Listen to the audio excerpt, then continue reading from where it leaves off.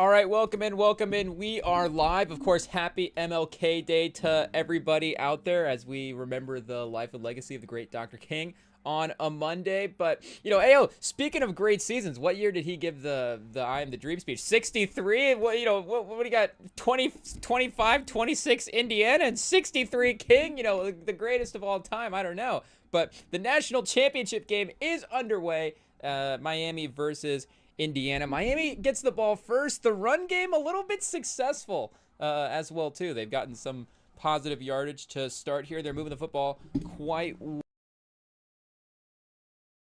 Indiana run has been this year. There was we threw on the pregame, of course. It is what it is. Shout out. They basically all picked Miami. Oh no, we queued up the sound of the speaker for the wrong game. Shout out to Pistons versus Celtics, but I think the national title game takes priority tonight. I mean, shout out Spurs as well too, an important win against the Jazz. In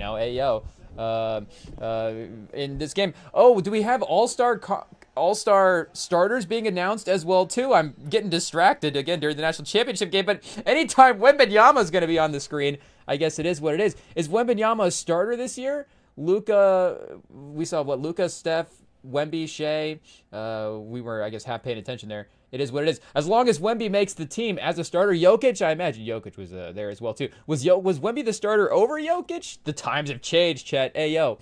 Let's hope. But Indiana is forced. Is it third down? Yes, they have forced a third down. 3rd and 8. Miami now an opportunity to keep the drive alive with a play here. Carson Beck, his first big play opportunity, big play Jim moment of the game. It's definitely a safe pass. It's a safe check down. They are at midfield, so this could be a 2-down situation. No, they are going to punt. They are going to try to make Indiana, I guess, go the length of the field. It is what it is. Good, of course, tackling by the Indiana defense, getting up and make the play. But what, like we're saying, definitely safe. On 3rd and 8, throwing in front of the sticks. If that's a play or your first read or, again, just the simple move, again, there can be ways that I guess that is good, but maybe you'd want a little bit more aggressiveness there. It is what it is. And again, like we were saying, everybody almost picked Miami to start this game. Saban went with Miami.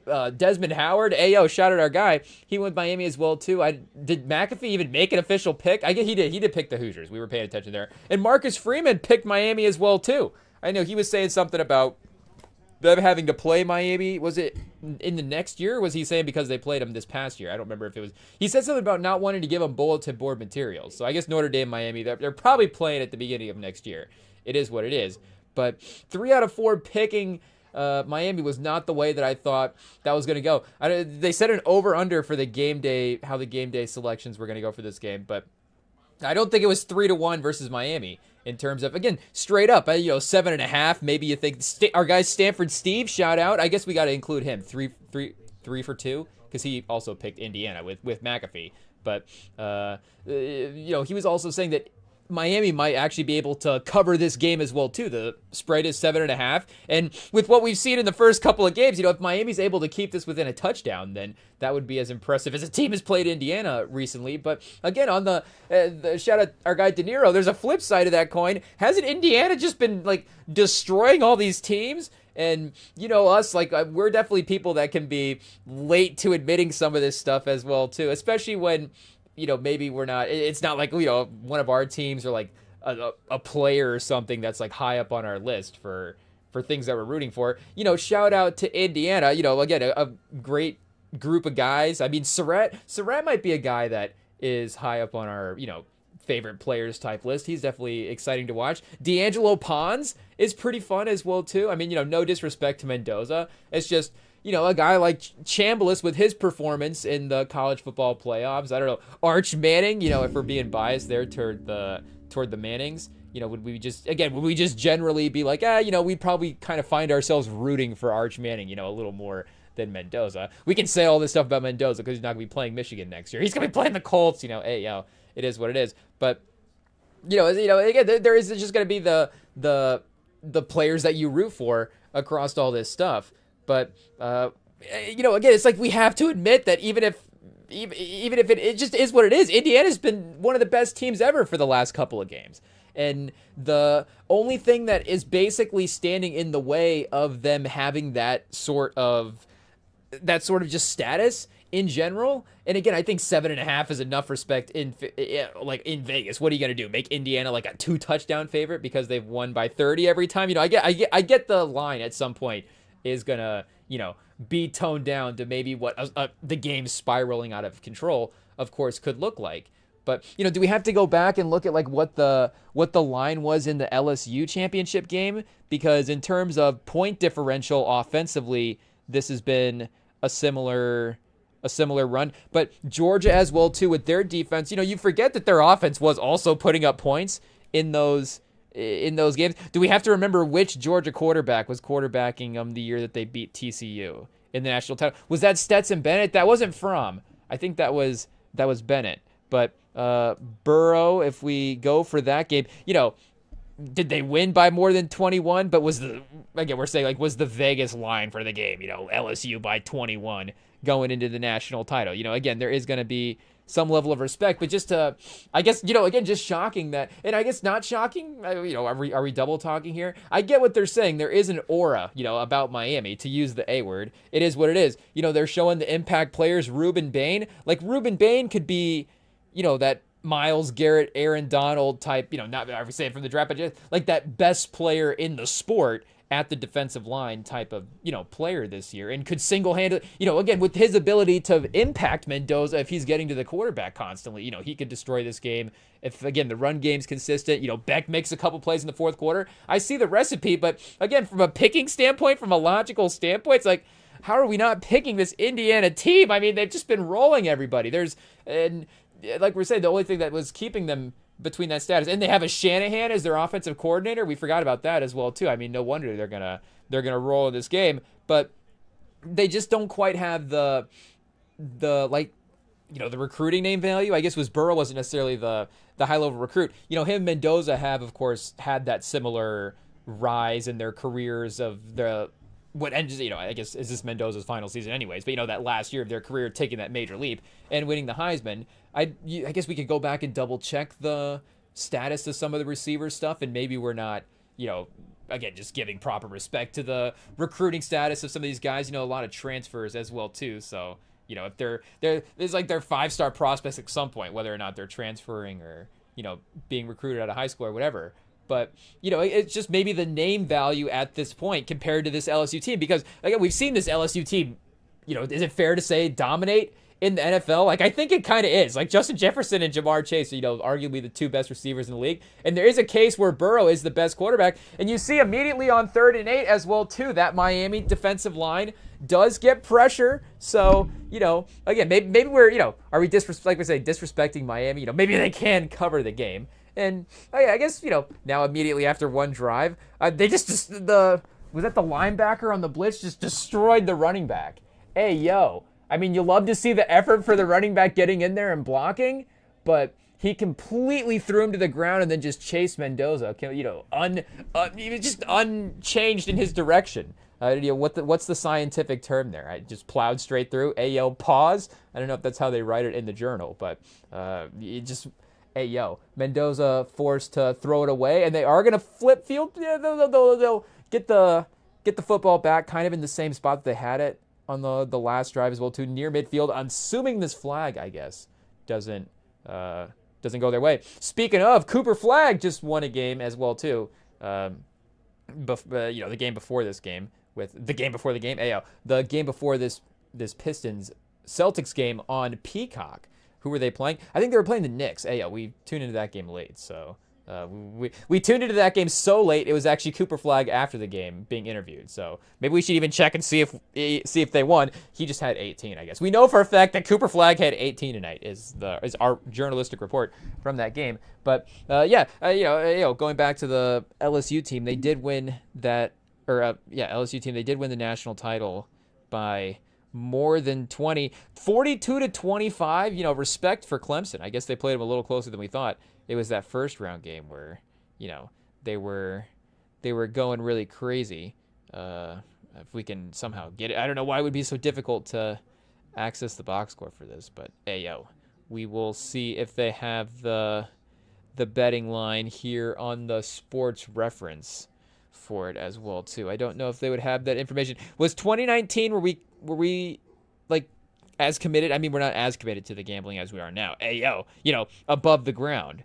But and I guess this would have been right on the border of NIL starting to get into effect as well too. Yeah, they don't have the gambling line on here, but I imagine it would have been in the similar range, of 7.5, maybe like 10.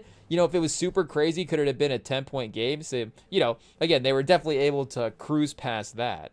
But yeah, I think this Indiana team, just in theory, so far this Indiana team has to be the team to win the game. And again, they are fit. That's not the hot take as well too. It's just it is now, I guess, saying that Countdown was going against them, picking Miami. But shout out, you gotta, I guess, respect the fact that Saban probably knows a thing or two about assembling talent about these types of games. And he was even admitting as well that Indiana was one of the best all-around teams that he has seen in the last couple of years in college football. Then, there's something about Miami. There's something about the mystique. And, he wasn't obviously in that moment laying out the whole case for it, but I'm sure, it's more than just like a tingly feeling, is it more than just a spidey sense that Saban has? And maybe Saban does have the spidey sense as well. It could make sense for how he was, maybe the most dominant coach we've seen outside of Popovich. What does it go? Popovich and Saban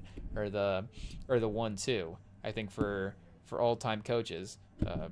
Maybe we're leaving somebody out, but if he maybe is looking at, like we're saying, the physicality of some of those lines. And I don't know if we go back and look, the Mississippi line compared to the Ole Miss line compared to the Florida line. Again, the Miami line is amongst the best in college football, if not the best this year as well too.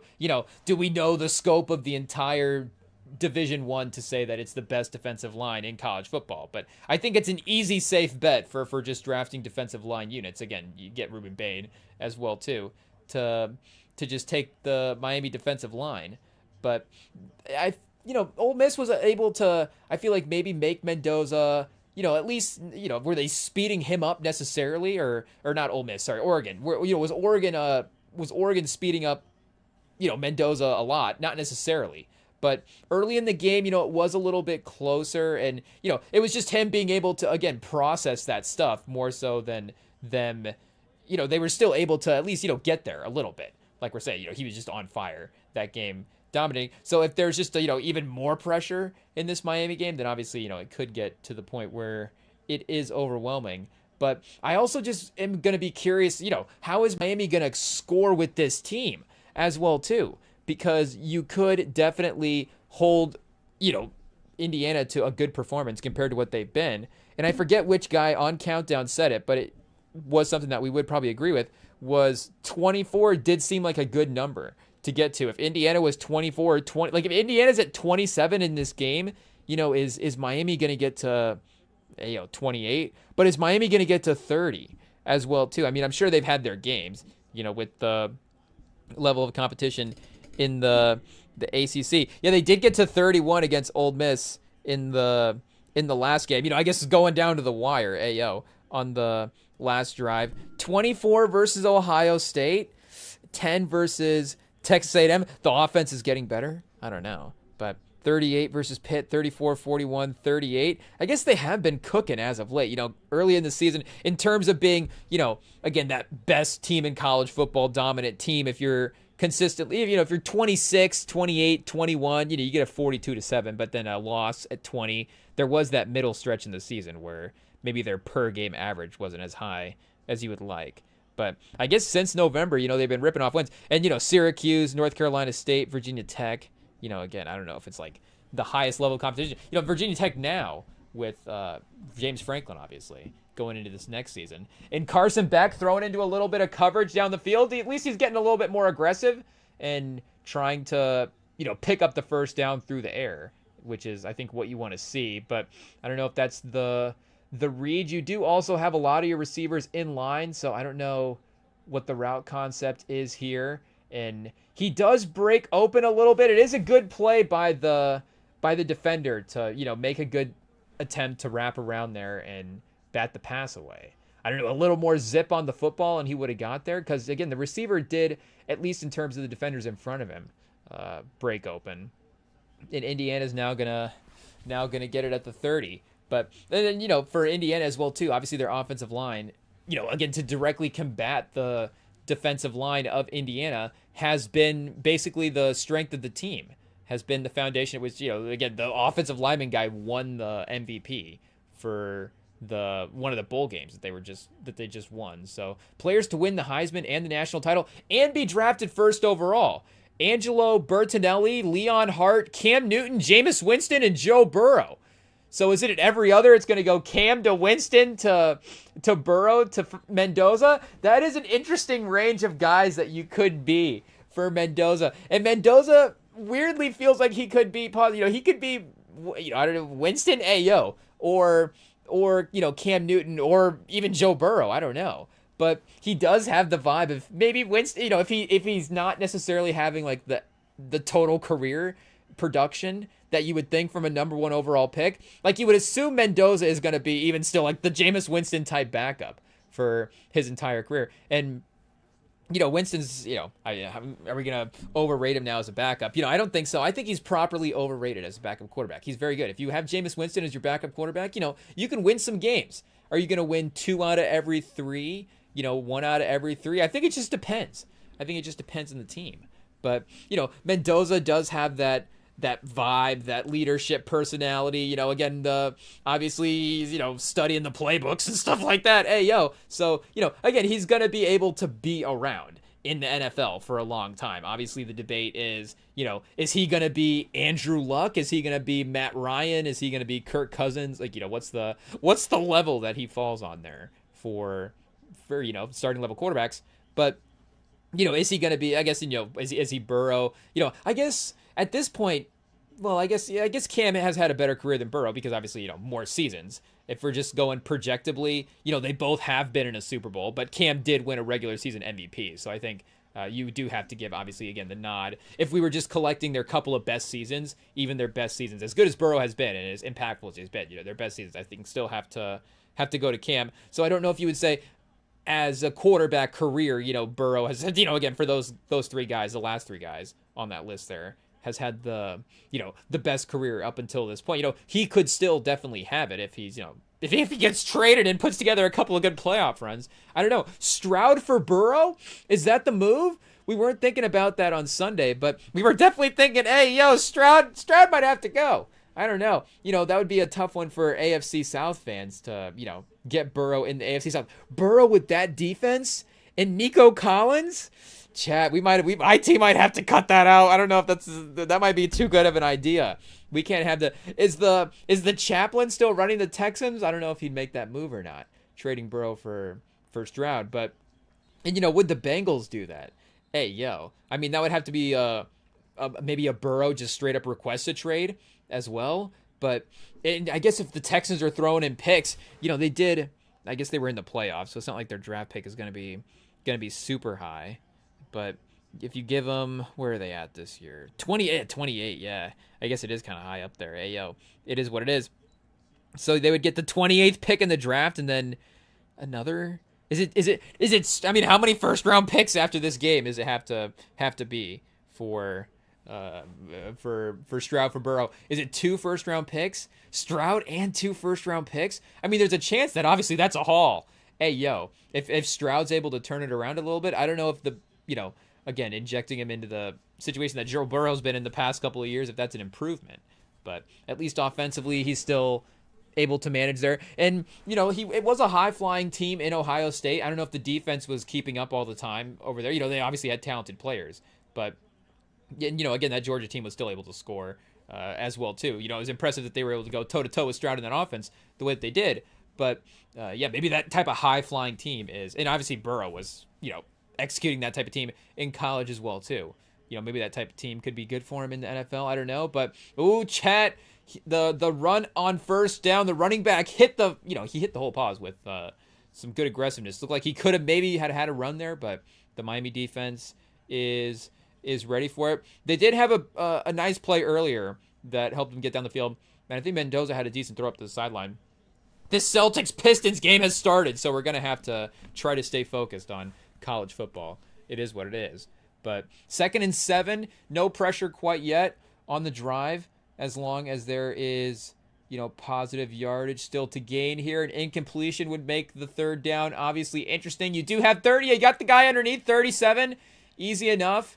Miami not doing too much there to take away the check down opportunities, especially on 2nd and 7. If your check down is right at the line of scrimmage, maybe get up and guard him. You're definitely going to be worried about taking away, the deep opportunities. And the Indiana team definitely does like to air it out. And, speaking of, we're going to keep referencing we referenced the 2007 Super Bowl quite a bit in the last live stream that we did. It is what it is. We had just watched it because Shaheed, with returning the kick in the opening play of that Seahawks-Niners game, inspired us to go back and watch it. It's great to relive the Devin Hester highlight, and then the Colts still win the game.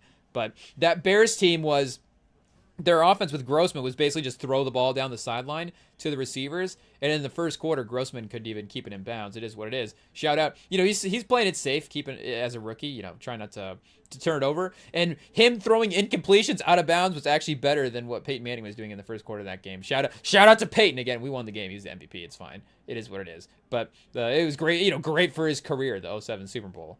But this Indiana team, I don't know, a little like that. Mendoza, I think, a little bit more capable of, obviously, I think a little bit more capable of operating in the middle of the field. Is Mendoza also Rex Grossman? We didn't have that in the comparisons. The scale of quarterbacks, Andrew, for the Fernando Mendoza scale of quarterbacks, Andrew Luck, Matt Ryan, Kirk Cousins, Rex Grossman. I mean, again, Rex Grossman, I don't know if the better career than Kirk Cousins, but more Super Bowl appearances than Kirk Cousins. Kirk Cousins with the 07 Bears defense with Brian Urlacher, Lance Briggs. He might have been a little bit more successful in Minnesota. Who's to say? But 3rd and 5, the run. Oh, chat! The running back runs right over the safety for Miami. I mean, he was past the 1st down mark at that point, but the physicality to end the play gets the Indiana fans hyped. And they said Indiana has more fans than Miami at this game. I mean, again, Indiana is, I guess, the better team, so maybe there's obviously that hype and that confidence maybe their team's going to win, but that's a little embarrassing considering this is Miami's home field. Hey, yo! There's not even a travel excuse. There's really no excuse. That's, I guess they're, who knows, but, I mean, it does seem pretty dominant. Did the red and orange kind of blend in the wide shot of the stadium? Maybe there's a little bit of similarity there. Mendoza is getting banged up as well too. So again, they have been successful so far on this drive, but they're making him work. He has been, on the turf, on the field, a lot of the plays. And this was on an option, chat. Hey, yo, he just got destroyed on an option. He didn't even really need to take on the defensive end there. I guess more so for the fact that the defensive end was like, oh, wait a second, I thought he had the football. He's just blocking. At that point, that's not defenseless receiver. That's not giving up possession. That's not sliding or anything like that. That's just you're just running around and you're going to get hit. It is what it is. And then they're going to run Mendoza on 2nd down. Was that a design? Signetti? Mike Shanahan? What's that play call? Hey, yo, Mendoza's out here getting sacked every play. Pause. And you're going to run him? I mean, shout out to the physicality. And I guess... Shanahan, he doesn't have to, he's not keeping Mendoza healthy for next year. Mendoza's not going to be his quarterback. It is what it is. But either way, I think just the sustainability against this Miami defensive line, you do need to maybe pick your spots in the contact that you're going to be drawing up for your quarterback here. So, you're in the goal line. A fade, one-on-one. Oh, Chet! Mendoza, of course, so good throwing down the field on some of these routes. A little underthrown, and the defender was definitely in good guarding position there. You got to give him respect. The receiver not creating a ton of separation, but Mendoza went for a little bit more lower and around the receiver, around the defender. The receiver's got to pause, go down and, hey, yo, scoop it up. I don't know about that, but, I think that one you got to try to obviously go up over the top. Hey, yo, we're talking about trying to catch a pass, chat. It is what it is. You got to kind of go up over the top and maybe make that a jump ball. So I don't know if it was, again, bad decision on where to throw the pass or just or just missed pass. But, you know, especially with his capabilities in those back shoulders as well, too, was one of the main reasons that they were bringing him in, and one of the main things that they were focused on his continued growth in the game as well, too. But 3 points is 3 points. But, you know, first quarter, again, that keeps Miami in this range as well, too. This is not that 27, 24 point pace that we were talking about to start as well, too. So, you know, you got to give Miami credit there. Obviously, Indiana could turn it around quickly. And their defense, you know, again, the offense is going to be the credited thing here, but their defense has, you know, like literally speaking of first play impact, you know, the Rashid kickoff return to start that divisional game, but then the pick six that the Hoosiers had, of course, against the Oregon Ducks to start that last playoff game was just that same type of, you know, crowd energizer, crazy impact scoring play right away. So they obviously, their defense obviously has that capability to generate those impact type plays. And I would say, honestly, a little bit like their secondary and stuff would maybe even be a little bit more capable in that way than the Miami one. I mean, Miami was flying around in that they were actually playing Ole Miss. If we say that correctly, then yeah, we're getting it right that time. Miami was the one playing Ole Miss, not Mendoza. Carson Beck, hey, yo. But, you know, speaking of, you know, Carson Beck versus Ole Miss had like 3 or 4 dropped interceptions. So just the fact that Indiana, we saw them actually be able to convert their opportunities into turnovers and, you know, hey, yo, you know, they're getting pick sixes and stuff is crazy as well, too. But just to be able to capitalize on those is obviously important as well. And, you know, again, Miami can definitely get themselves there to do that.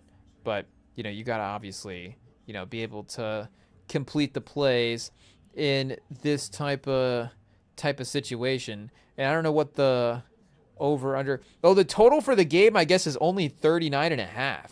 So they are expecting this low scoring type of game in defensive battle. So a 20-point game for each team, maybe, but also Indiana's 7.5 point favorite, so we can't do math. But they're basically saying Miami's not going to score, which, you know, if Indiana is able to manage the field position battle correctly, then you could definitely see it. And I guess, we're looking at the live odds as well, too, now that I realize that we're not looking at the odds before the game. I guess the line closed here still, you see, at 7.5. But the total, I'm guessing, is live as of right now in the first quarter. So, again, Indiana very well could have been minus 345 to start the game. And, yeah, wait, did it just move? Am I crazy? Pause? I'm not sure. But, yeah, of course. It is 8.5 now on the spread. So I guess the total hasn't really changed. Just Miami's scoring less now, apparently. Shout out. It is what it is. So they will have a chance here, of course, to respond with a touchdown. And the run game, like we said, has been pretty good. I mean, you know, 4 for 16 is not going to look crazy, but that still keeps you at your, you know, basically your 4 yard per carry average. So, you know, you still have the opportunity to be effective here in the first half with the ground game. And, you know, again, it probably is just how much can we get the offense opened up with Carson Beck here as well, too. That is going to, you know, ultimately push this offense over. And again, it doesn't even, if the defense keeps up, you know, it could just be a couple of drives. They could just need maybe 2 touchdowns from Carson Beck. You know, but I guess that does put you at 14, and then 3 field goals gets you to the almost 24 at that case, you know, 23. I guess that's still just short of what we're saying. You know, that could still obviously leave Indiana 26, 28 point range. But so they need 3 touchdown drives out of Carson Beck in this game, and then maybe 2 field goals. See, 5 scoring drives. Again, you know, we're still assuming that Indiana is going to put up points, but I don't know where they're going to find 5 scoring drives, especially, you know, I guess they haven't, you know, what if they just had the 1 so far? 2? So 2 punts, you know, is the football math it's not running out in the first quarter, but, and, you know, that could be a great second half from either of these teams as well, too. But, yeah, you know, again, with the way that these drives are taking some time as well, and the physicality of the game, you imagine that there might be fewer than a typical high-flying, big play type of game. And McAfee was saying before the game as well too, when talking about the officiating crew for this game, and I want to say that he said something about Utah, so I'm assuming not Pac-12, Utah, not in the Pac-12 anymore, Pac-12 non-existent, but whatever conference Utah is in at this point, Big 12, it's I guess the crew from over there somewhere, but he was saying that they're going to let these guys play. So we saw the Indiana receivers obviously be able to handle the physicality of the Oregon corners.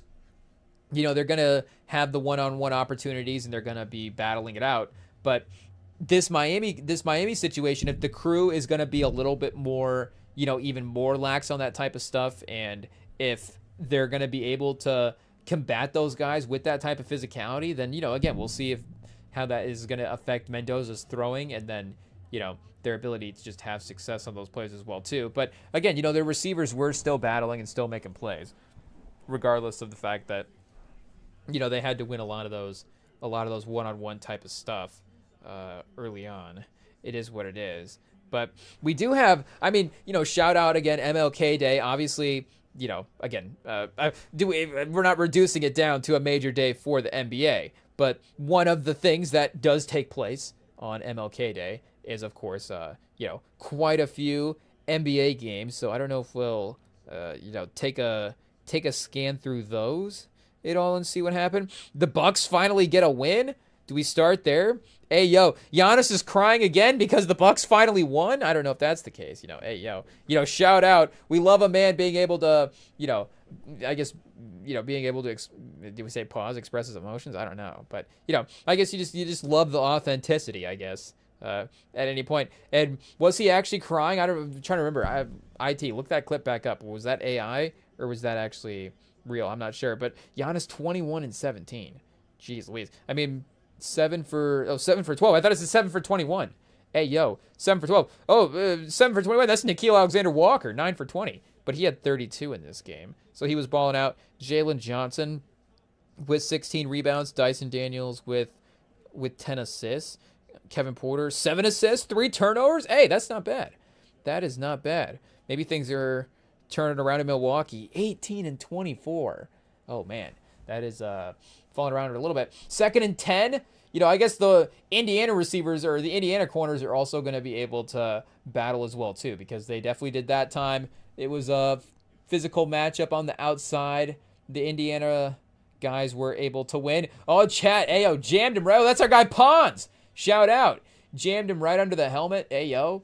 Battled through. Batted it away. Do we have to look up Pons on the Tankathon? I would say we could take Pons with our first round pick, but we got Sauce Gardner. We don't need another corner. We're set. We're good to go. Actually, we don't even need our first round picks. That's how good Sauce Gardner is. We had to trade those for him.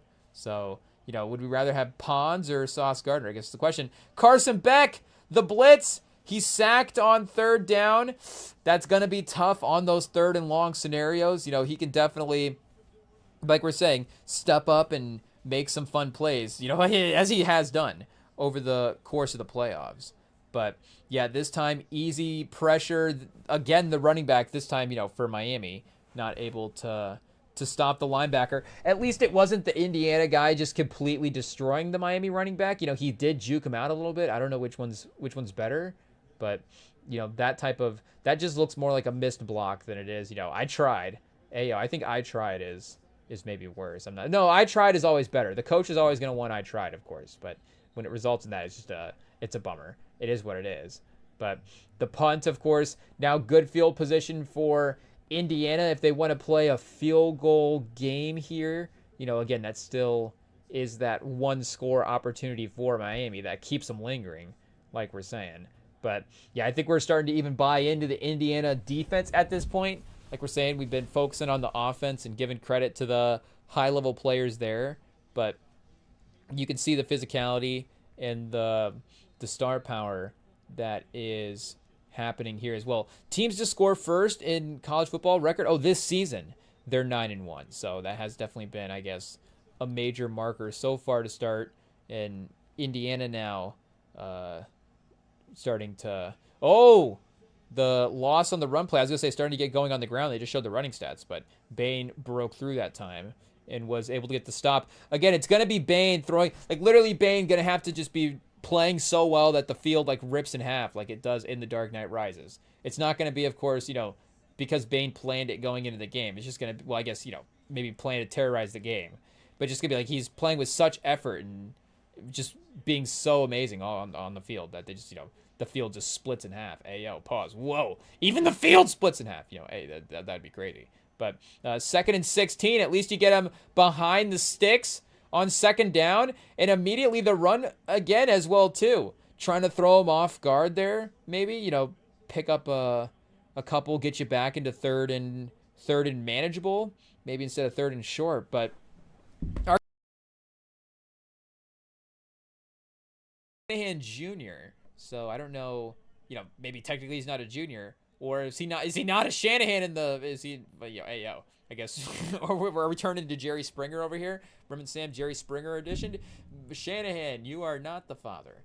But, the play calling here has been a little interesting. Mendoza dropping back, a screen, 3rd and 15 in, okay, not great field position, a safe call that you could see a lot of teams making. So 1st quarter ends as Indiana sets up for the punt, and it's 3-0.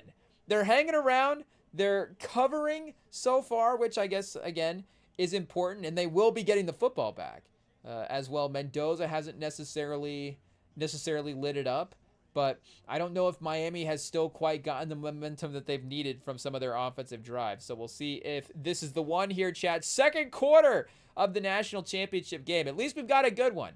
Hey, yo, that was so far. We've got a competitive game. We've got a real battle. And we've got quite a few trailers for Send Help. It is what it is. Is that this week or was that last week? I'm not sure. Dennis Haysbert? Was that our guy Dennis Haysbert? A lot of focus on, obviously, McAdams and O'Brien. Hey, yo.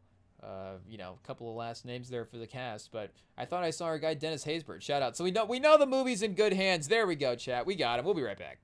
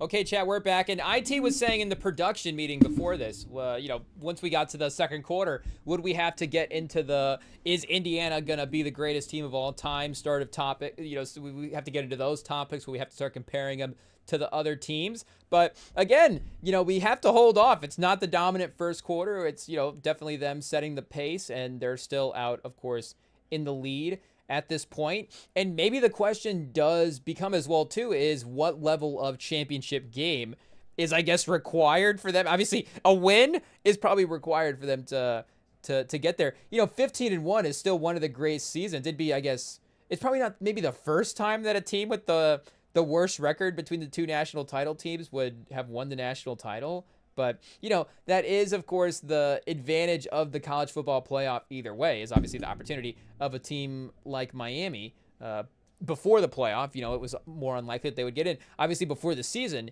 Indiana was, unsuspected. But by the time we got there, 4 teams, even if it was old school 2 teams, they probably would have been one of the 2 teams that would have been battling it out for the national title. That would have been a really interesting one, though, as well, too, at that point, because of some of the legacy stuff. Ayo, would it have just been Ohio State at that point? I don't know, but Indiana did win the Big Ten, so, it probably is just them. But with the playoffs, you do have that opportunity to prove yourself multiple times against the high-level teams of, how dominant you really are. And that's one of the things that, stands out about that 2019 LSU team is the fact that they, and that was only a 4-team playoff, so, they only played twice, and they would have had a first-round bye as well, too. So, they would have been in a shorter version of playoff compared to the 12-team playoff, et cetera, whatever. But they would have, still had those multiple games to prove that against a couple of really good teams, you would just destroy them both. And obviously with the stacked conferences and your schedules, you have the opportunity to have those dominant wins in the course of your regular season and still prove how great you are. I mean, there's going to be those teams throughout the history that, BCS eras in the past that didn't have those playoff opportunities that we could still, undoubtedly match up against any team. But again, with a team like Indiana, I'm not saying that they're going to be one of the best teams ever at a 15-1 team that didn't win the national title. Again, that is going to be a little, I don't want to say a lost season then at that point. But it's clear that, and, again, it's like Miami as well, too, the other way. Do they get to be matched up against, their defensive line can go up against anybody with how good it has been if they were able to beat Indiana. Pause. But, if they are still, they were still this dominant in the playoffs against some really, really high-level teams and just the best team in the regular season the entire time. And, now I don't want to go the other way and say, does it make it more susceptible for a loss? Is it a little like the 2007 Patriots? Because we don't necessarily forget about that team as well, too, when we think about the greatest teams of all time. And to be honest, it still is, at least in the modern era, still the standard for NFL. And, if I'm thinking about the NBA as well, too, that Warriors team, and, they were able to obviously, just from a roster standpoint, even get better from that 73-win team. Just the personnel, obviously, when you add Durant, it's like, well, then that version of the team is just the better version, even if, the regular season game to game doesn't quite win as many games. Again, the technicality there. But that 73-9 regular season team is still a team that is, and obviously because of that finals being as legendary as it was, and the LeBron stuff attached to that, and the 3-1 comeback, all that stuff. If they lose in the conference championship game before that, is it as memorable of a team, compared to them losing in the finals, and then, again, them just being in an iconic series like that? Now we're maybe overthinking it a little bit. But that is still a team that is, regardless, a standard-bearer team for great teams. And again, it is them winning the finals before and after that as well, too, and just proving that, multiple times they were dominant team. Because maybe like a team like the Suns team, with Booker and Chris Paul, where it's like, okay, one of the best regular season win teams of all, they were really, really, I guess, maybe not one of the best, but really, really great, like a top 20 team, and, just made up, just short of winning the finals. Giannis is awesome, and that's a very legendary thing for him in that season, but it's not a team that you think of when you're like, okay, what are the great teams that we've had in the 21st century? It's not the Booker, Chris Paul Saints. And again, there is that sustainability of year to year of that group, maybe not necessarily, being the, and, Booker and Chris Paul, obviously both probably going to be Hall of Fame players. So if they were playing together in their peak of their powers, I'm sure they would have had multiple 50-win seasons, a couple of times. Would Chris Paul have rather played with Devin Booker for his whole career, or the DeAndre Jordan, Blake Griffin, JJ Redick combo? Is that fair to Booker to, have all those guys in a combo? Because Blake Griffin's right there, with all NBA level type of play at the peak of his powers. A little bit different being a guard, with Booker being a guard and maybe the dynamics of what the team could be. But obviously, you know, the pick and roll of Blake and CP3 could work just fine and continue to evolve as well too, as Blake continued to evolve his game. And maybe we didn't even see a version of like the best version of Blake as a playmaker with CP, have those guys together, because, you know, then he got, of course, traded to Detroit. But you know, that's not necessarily, again, and that team is maybe a little bit farther down a list than like this Indiana team, because it's that version is maybe this Indiana team, you know, being a 1-loss team already, or a 2-loss team already, or like this Miami team where, you know, again, it's like, okay, the record's there. You know, the Thunder team from last year, you know, they obviously ended up winning the title, so I don't know if they're going to be a standard bearer team. You know, we'll have to see how that, I guess, ends up playing out. But, you know, again, it's undeniable what they've been able to accomplish over their playoff run in dominating some of these teams. So there is that greatness level that has been established. It's just adding it all up to actually getting the national title is, of course, you know, that last thing that is not random about it, but, you know, could be thrown off if Miami's able to step up here. But for, like we're saying, the all-time stuff, you know, the only other team that I think has been undefeated, if we're remembering correctly from some of the stuff we were hearing this week, was Yale in like 1894. So this is basically, again, unmatched for basically being undefeated. I don't want to say going into the national title game as well too, because that is something that we could definitely go back and double check, is, you know, teams that could have won the national title game but undefeated. And maybe it was more the amount of wins as well too. Again, getting a couple extra on the resume because of the college football playoff being in there, you know. And again, that would even make it more impressive. It's like 16-0 is basically an NFL regular season at this point. Oh wait, wasn't Michigan a couple years ago? Were we not undefeated? Hey yo, yeah, we were undefeated. Okay, so boom, perfect. We were, I guess. Why are they not counting us, Chad? But wasn't Georgia also undefeated? Okay, so this was a fake stat. Whatever we were seeing was a fake stat because it just happened the last couple of years. Wait, Georgia before that was 14-1. What was that Yale team though? Shout out. Should we go look that up? Does that even exist on here? It might. They go quite a ways back with the stats. What do we got? We said 94. Oh, was it 92? Oh no, they did win the title in 94. Okay, so look at that. There's something about the stats there. We're right. Yale was really, they were 16-0 in 1980. So that's what it is. It's the amount of wins because of the 4-team playoff. You know, again, the Michigan and Georgia teams are being disrespected, and we didn't even like the Georgia team up until right now, because that Georgia team did also, again, you know, stop Michigan from being in the, you know, they did beat Michigan in a playoff game as well too. But now we have to defend the honor, I guess, of both of those teams. You know, does it not count that those teams were undefeated for the entire time? And again, I know what you could say about the Michigan one. It is what it is. But shout out to 1894. Also 1984 Yale. I'm sure they were great as well too. But 1894 Yale, because they also won. Oh, they were winning all the time. 88, 87. I mean, it says they won a national title in 1869. Like, there's no way that's true. There's no way that's true. Did they have football in 69, but it's the 1800s? I don't know about that. 1870, Princeton won the national title. They're making stuff up. They're making stuff up. They're just claiming years that we don't. Can Michigan claim the 1868 national title? Is that a possibility? Can we AI generate some highlights, some photos from there? I mean, they're 1-1.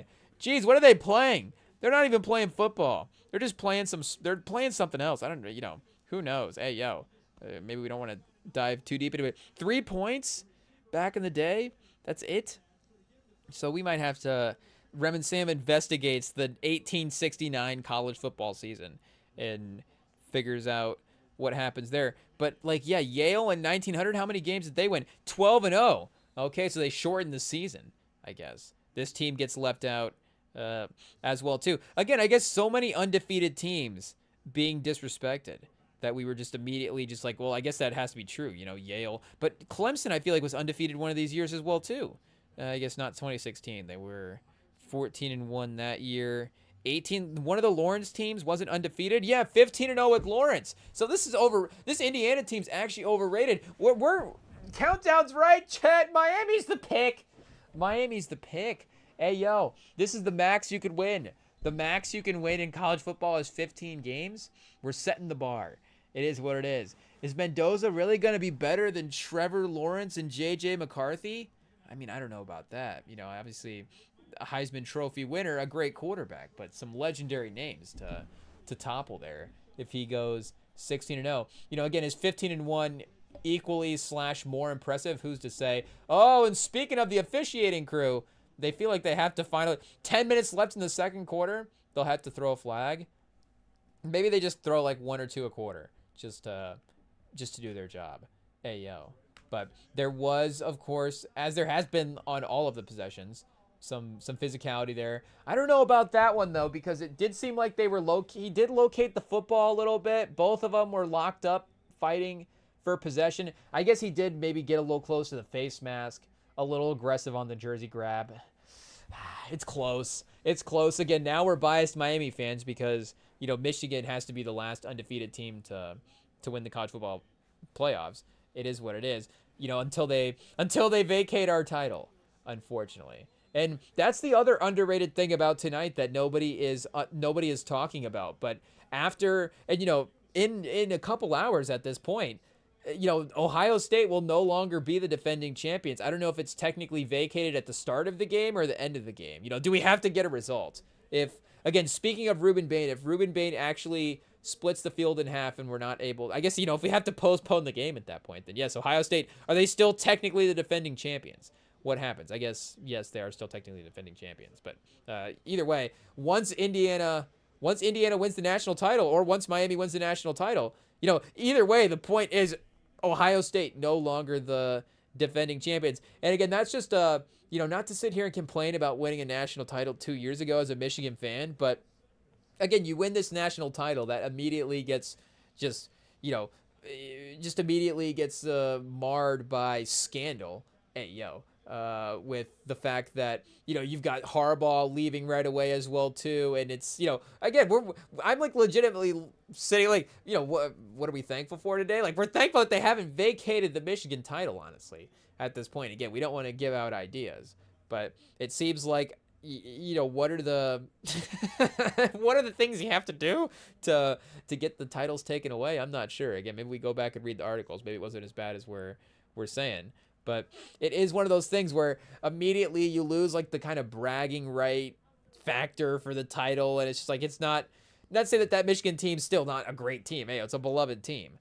But, you know, in any conversation, it gets just be like, well, the team cheated to win the national title. Any sort of greatness debate, you know, again, the team did this. So, you know, again, as much as we wouldn't want to sit here and say, you know, hey, we're not saying here and sitting, you know, we're saying that they cheated. You know, hey, yo, those are harsh words. You know, again, we're being careful with our accusations. We're just talking from the perspective of how a guy that doesn't like Michigan may say it on Reddit. Like, that's just, you know, how we're talking.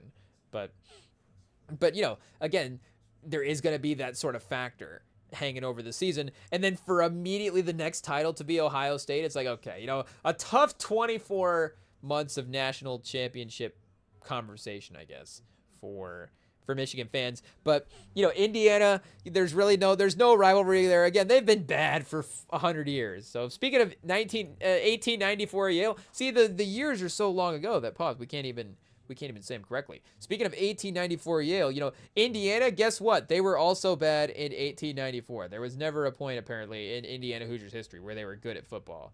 It is what it is. I don't know if that's how the documentary starts, but this, you know, if they're like, you want to talk about a state being a basketball state, it means the state also is just terrible at football.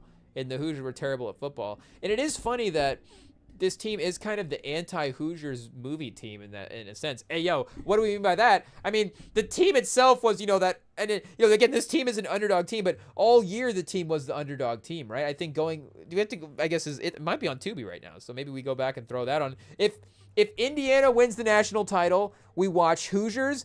If Miami wins the national title, what do we watch? Bad Boys? What's the #1 Miami movie? We have to look that up. I don't know if Hoosiers is the #1 Indiana movie technically, but it is literally a movie that's called The Hoosiers. So I feel like if they win, it has to be the movie that we're going to watch. Best Miami meal prep. Hey, yo, Google. That'd be a great search. But, best Miami defense lawyer. Hey, yo, we don't need that. We're not, IT, we're obviously not committing crimes in Miami. That would be, what are we looking for? Best movies. Hey, yo, maybe best Miami movies. Maybe it has something to do with the criminal defense lawyer. Notorious spy thriller classic. What are these movies? Hey, yo, what era are we getting our results from? Oh, Scarface, I guess. Yes, of course. Of course. I mean, do we have to, hey, yo, we have the DVD. We don't even consider it a Miami movie. We consider it a Scarface mansion movie. I guess, hey, yo, it is what it is. But Bad Boys would be, maybe we just want to watch Bad Boys. I mean, hey, yo, shout out. It is what it is. True Lies is a Miami movie. Out of Sight. Oh, I'm thinking of, and I think we did see it there listed when we were scrolling through, and I didn't mention it, but Out of Time, the Denzel movie, is also a Florida movie. I don't think it's a Miami movie, like technically, but it is a Florida movie. Too Fast, Too Furious. I need to be more locked in on movies set in Miami, because guess what? All these movies are amazing. I don't know if these are all the best. Have there only been 10 movies set in Miami? I'm thinking there's more. Ace Ventura, Pet Detective. I guess shout out to that one too. As well. Any Given Sunday. There's Something About Mary. Out of Sight. I guess Soderbergh. That's a good movie as well too. I wouldn't say it's also maybe a little hit or miss on streaming for the services that we have, or maybe we just don't pay attention to it. Maybe we need to throw that one on a couple more times. But True Lies. Which is Total Recall is the one where they're on Mars, right? Or is True Lies the one where they're on Mars? I guess it doesn't say anything about Mars here, but who was someone at 3rd and 8? I thought maybe Mendoza got picked off. No, I think they just. Oh no, wait, Indiana had a good play. Oh, I don't know. We thought the Miami defense were reacting to Chris Fowler's voice over here. Hey, yo, pause. And I'm assuming that Miami's defensive line's breaking through, making a big play, and they are breaking through, but it's what gave up the big run there. Good play call finally. Shanahan, hey, yo, dialing up the run at the right time. Maybe he needs to talk to Kyle about mixing in we're on a first name base with the Shanahans over here. Maybe he needs to talk to Kyle about mixing in the runs and setting up the pass. Again, obviously Mendoza is able to execute the passes when they need them to, and the offensive line's able to get the runs when they need them to. Hey, yo. But, for the balance of the play calling, obviously, hey, yo, our guy Kyle Shanahan, unmatched. It is what it is. So, yeah, shout out. I guess we'll see. Scarface or Bad Boys for the movie tonight. Carlito's Way, that's I guess he's in New York in Carlito's Way. Maybe we just need to be more locked in on where movies are set as well, too, now that I'm thinking about it. Because I'm not always paying attention, I guess, to, like, the cities that these movies are taking place in. Shout out. I guess, Gotham. Batman takes place in Gotham, right? We know that one. But I guess outside of Miami and, like New York is obviously, LA movies, I think are pretty distinct. But again, Miami movies, obviously very distinct as well. Hey, yo. But flashy, great stuff. I mean, just between Scarface, Bad Boys 2, and Too Fast and Too Furious, if we were doing a Mount Rushmore of Miami vibes, and what was the other one? Out of Time, we said, as a Florida movie. One Night in Miami as well too. Of course, legendary Moonlight, shout out. Casino Royale, is that a Miami movie? I don't know about that. But again, those are globe-trotting movies. I think if you're in, we want movies that are specific to. That's why Scarface, he does go overseas as well. Where is he at? Bolivia or somewhere? He's got he is taking trips. So, I don't know if same time zone, if it counts or whatever, but Scarface, do we consider it a globe-trotting movie? I don't know. But Out of Time, definitely not globe-trotting. He got close near the end. He almost had to there, but fortunately not. And then obviously, again, we know Fast and Furious heads that direction, but Too Fast, Too Furious is... Too Fast, Too Furious... I guess it's not the best Miami movie, because Scarface is the best Miami movie. And Miami vibes as well, too. Hey, yo, we're just not locked in. We're not locked in. It is what it is. It's a bad miss by us on the first. It's a Dante Moore pick 6 on the first play of the game. It is what it is. I mean, not to reference Bad Boys over it, but not to reference it first. It is what it is. Cult crime classic. Ayo, shout out. But Out of Time, just in terms of the amount of steam that you might have in Miami, is pretty much there. And then I guess Too Fast, Too Furious for the amount of fun. And again, Scarface is Bad Boys are fun as well too. But that is, there we go, the Mount Rushmore of Miami movies. So best Indiana movies, I don't know, does Fast and Furious, do they have like a Gary, Indiana movie that they have? Okay, Hoosiers, Flubber, the Robin Williams movie Flubber. Oh, Public Enemies, where does that take place at? Is that like in Indianapolis or something? Dillinger, Hard Rain, 8 Man Out, Baseball Scandal, Over the Hedge, Animated Adventure, The Judge. I think that is that Downey and Duval. I guess taking place in Indiana. I mean, Chicago's not in Indiana. So again, ayo, no disrespect to Indiana, no disrespect to Indianapolis as well too. Maybe more movies set in Indianapolis. The Mark Sanchez biopic will have a. IT might have to cut that out. I'm not sure. But Turbo, we've got a couple of animated movies, and then The History of Violence, an identity crisis thriller. Is that Aragorn? Is that Return of the King on the poster? Uh-oh. Things apparently went south over there in old Hobbit land. So shout out to the old Hobbit fans. But Rudy as well too. I guess is Rudy Notre Dame? Oh, chat. Are we bad football fans? We don't know where Scarface is set. We're just bad movie fans. We don't know where Scarface is set. We don't know what school Rudy goes to. It is what it is. Notre Dame. Yeah, University of Notre Dame. So Rudy, Flubber, and Hoosiers is the Mount Rushmore for Indiana movies. And Public Enemies is the other one. We need to remember where this is set as well too. I guess spoiler alert for Public Enemies. We're about to pull up the plot on Wikipedia. It is what it is. Great Depression, Dillinger. Where was Dillinger based out of? A little John Dillinger research in the middle of the national title game. I guess it is 3-0, but Indiana is getting ready to score. Ayo, 3rd and goal. They're driving, chat. They're driving. Public Enemies premiered in Chicago. John Dillinger infiltrates Indiana State Penitentiary. Oh, okay, that's right. Is this streaming anywhere? Do we need to throw on Public Enemies again? Ayo, it's got Bale in it. It's got Stephen Lang and Stephen Dorff. Oh, chat. How many Langs do you get? How many movies do you get a Lang and a Dorff in the movie? That's pretty impressive. So, I mean, we might have to watch it right there. Oh, chat, spoiler. During the fighting, his mentor, Walter Diedrich, is shot and killed. It is what it is. So, I don't know if the whole movie takes place there. I think, yeah, Chicago. It moves a little to Chicago. So, maybe is Public Enemies more a Chicago movie? I feel like it might have to be. So, I guess this might just be the top. What do we say? Turbo, Flubber, Rudy, and Hoosiers is the, the top 4 for Indiana movies. Shout out. And Over the Hedge. The Judge might be like a sleeper one, though. I mean, this is, a little newer Downey performance. Yeah, 2014, at the peak of his Iron Man powers, out here doing movies with Robert Duvall. Shout out. Duvall, speaking of, that's like the Hackman run, where Hackman's doing movies with the rising superstar, and, Downey already a superstar at this point. A Lawyer in Chicago. Ayo, Hank Palmer, an aggressive criminal lawyer in Chicago who has long been estranged from his father. Ayo, shout out. Is New York even the best movie city? I mean, there's so many movies in New York and so many movies in LA that, it might be by the numbers as well. And, just the amount of fun that those movies are in some of those other cities, though, like we're saying, in Chicago and Miami is pretty crazy. Raintree County, ayo, on Moonlight Bay. Lonesome Jim, Indiana maybe needs to catch up. I don't know if the scripts are pouring in for Indiana set movies, but yeah, maybe some more basketball movies. I don't know. I feel like you can have basketball movies in a lot of other places, but they don't have to be like historical. They can just set basketball movies in Indiana.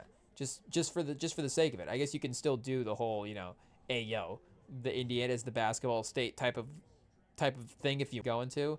It's like, actually, this is just a little bit of an easier mission. Just, we're just bouncing around America, nothing too crazy. The budget for international travel is a little shot after the last one, so we're having to pull back on the missions. 3rd and goal, though. Indiana finally gets in for a touchdown, 10-0. So, again, not to count Miami out at every corner. It is what it is.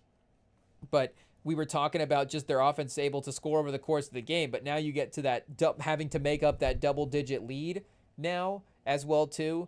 Once you, of course, get down, pause in that range, it does become a little bit different dynamic in the play calling and how you have to approach some of the stuff. I mean, 6 minutes left in the second quarter, and Indiana does get the ball back to start the second half as well too. So if Miami is not able to maximize this possession, then, you know, that could be a tough run here between these couple of drives. But, you know, you still have an opportunity here, and then I guess that whatever that first drive is in the third quarter, you still maybe have those 2 drives to be into some normal play calling type of stuff if the score is still in this range. But, you know, after that, you're probably going to have to pick up the pace a little bit more, and then that's just, again, assuming that you've totally shut down Indiana at that point, and you're able to not keep them out of the end zone. But their offensive line and their physicality is going to be something that is going to be building over the course of the game as well too, and it's only going to continue to become more of a factor once we get to the third quarter and fourth quarter and being able to put the game away physically. Chat. Ayo, pause. We tried to... Peacock was about to auto-play something else for us instead of this NBA game, and we tried to save it, and then we messed up and switched to another app. So we've got to... And maybe we just go see if there's another game on. I mean, no disrespect to Celtics Pistons. I guess the Spurs have already played, so, you know, who else are we going to watch? It's our guy Cade. We'll watch our guy Cade for MLK Day for the background NBA game. Seems like a good move. Shout out. So Carson Beck make these play calls here.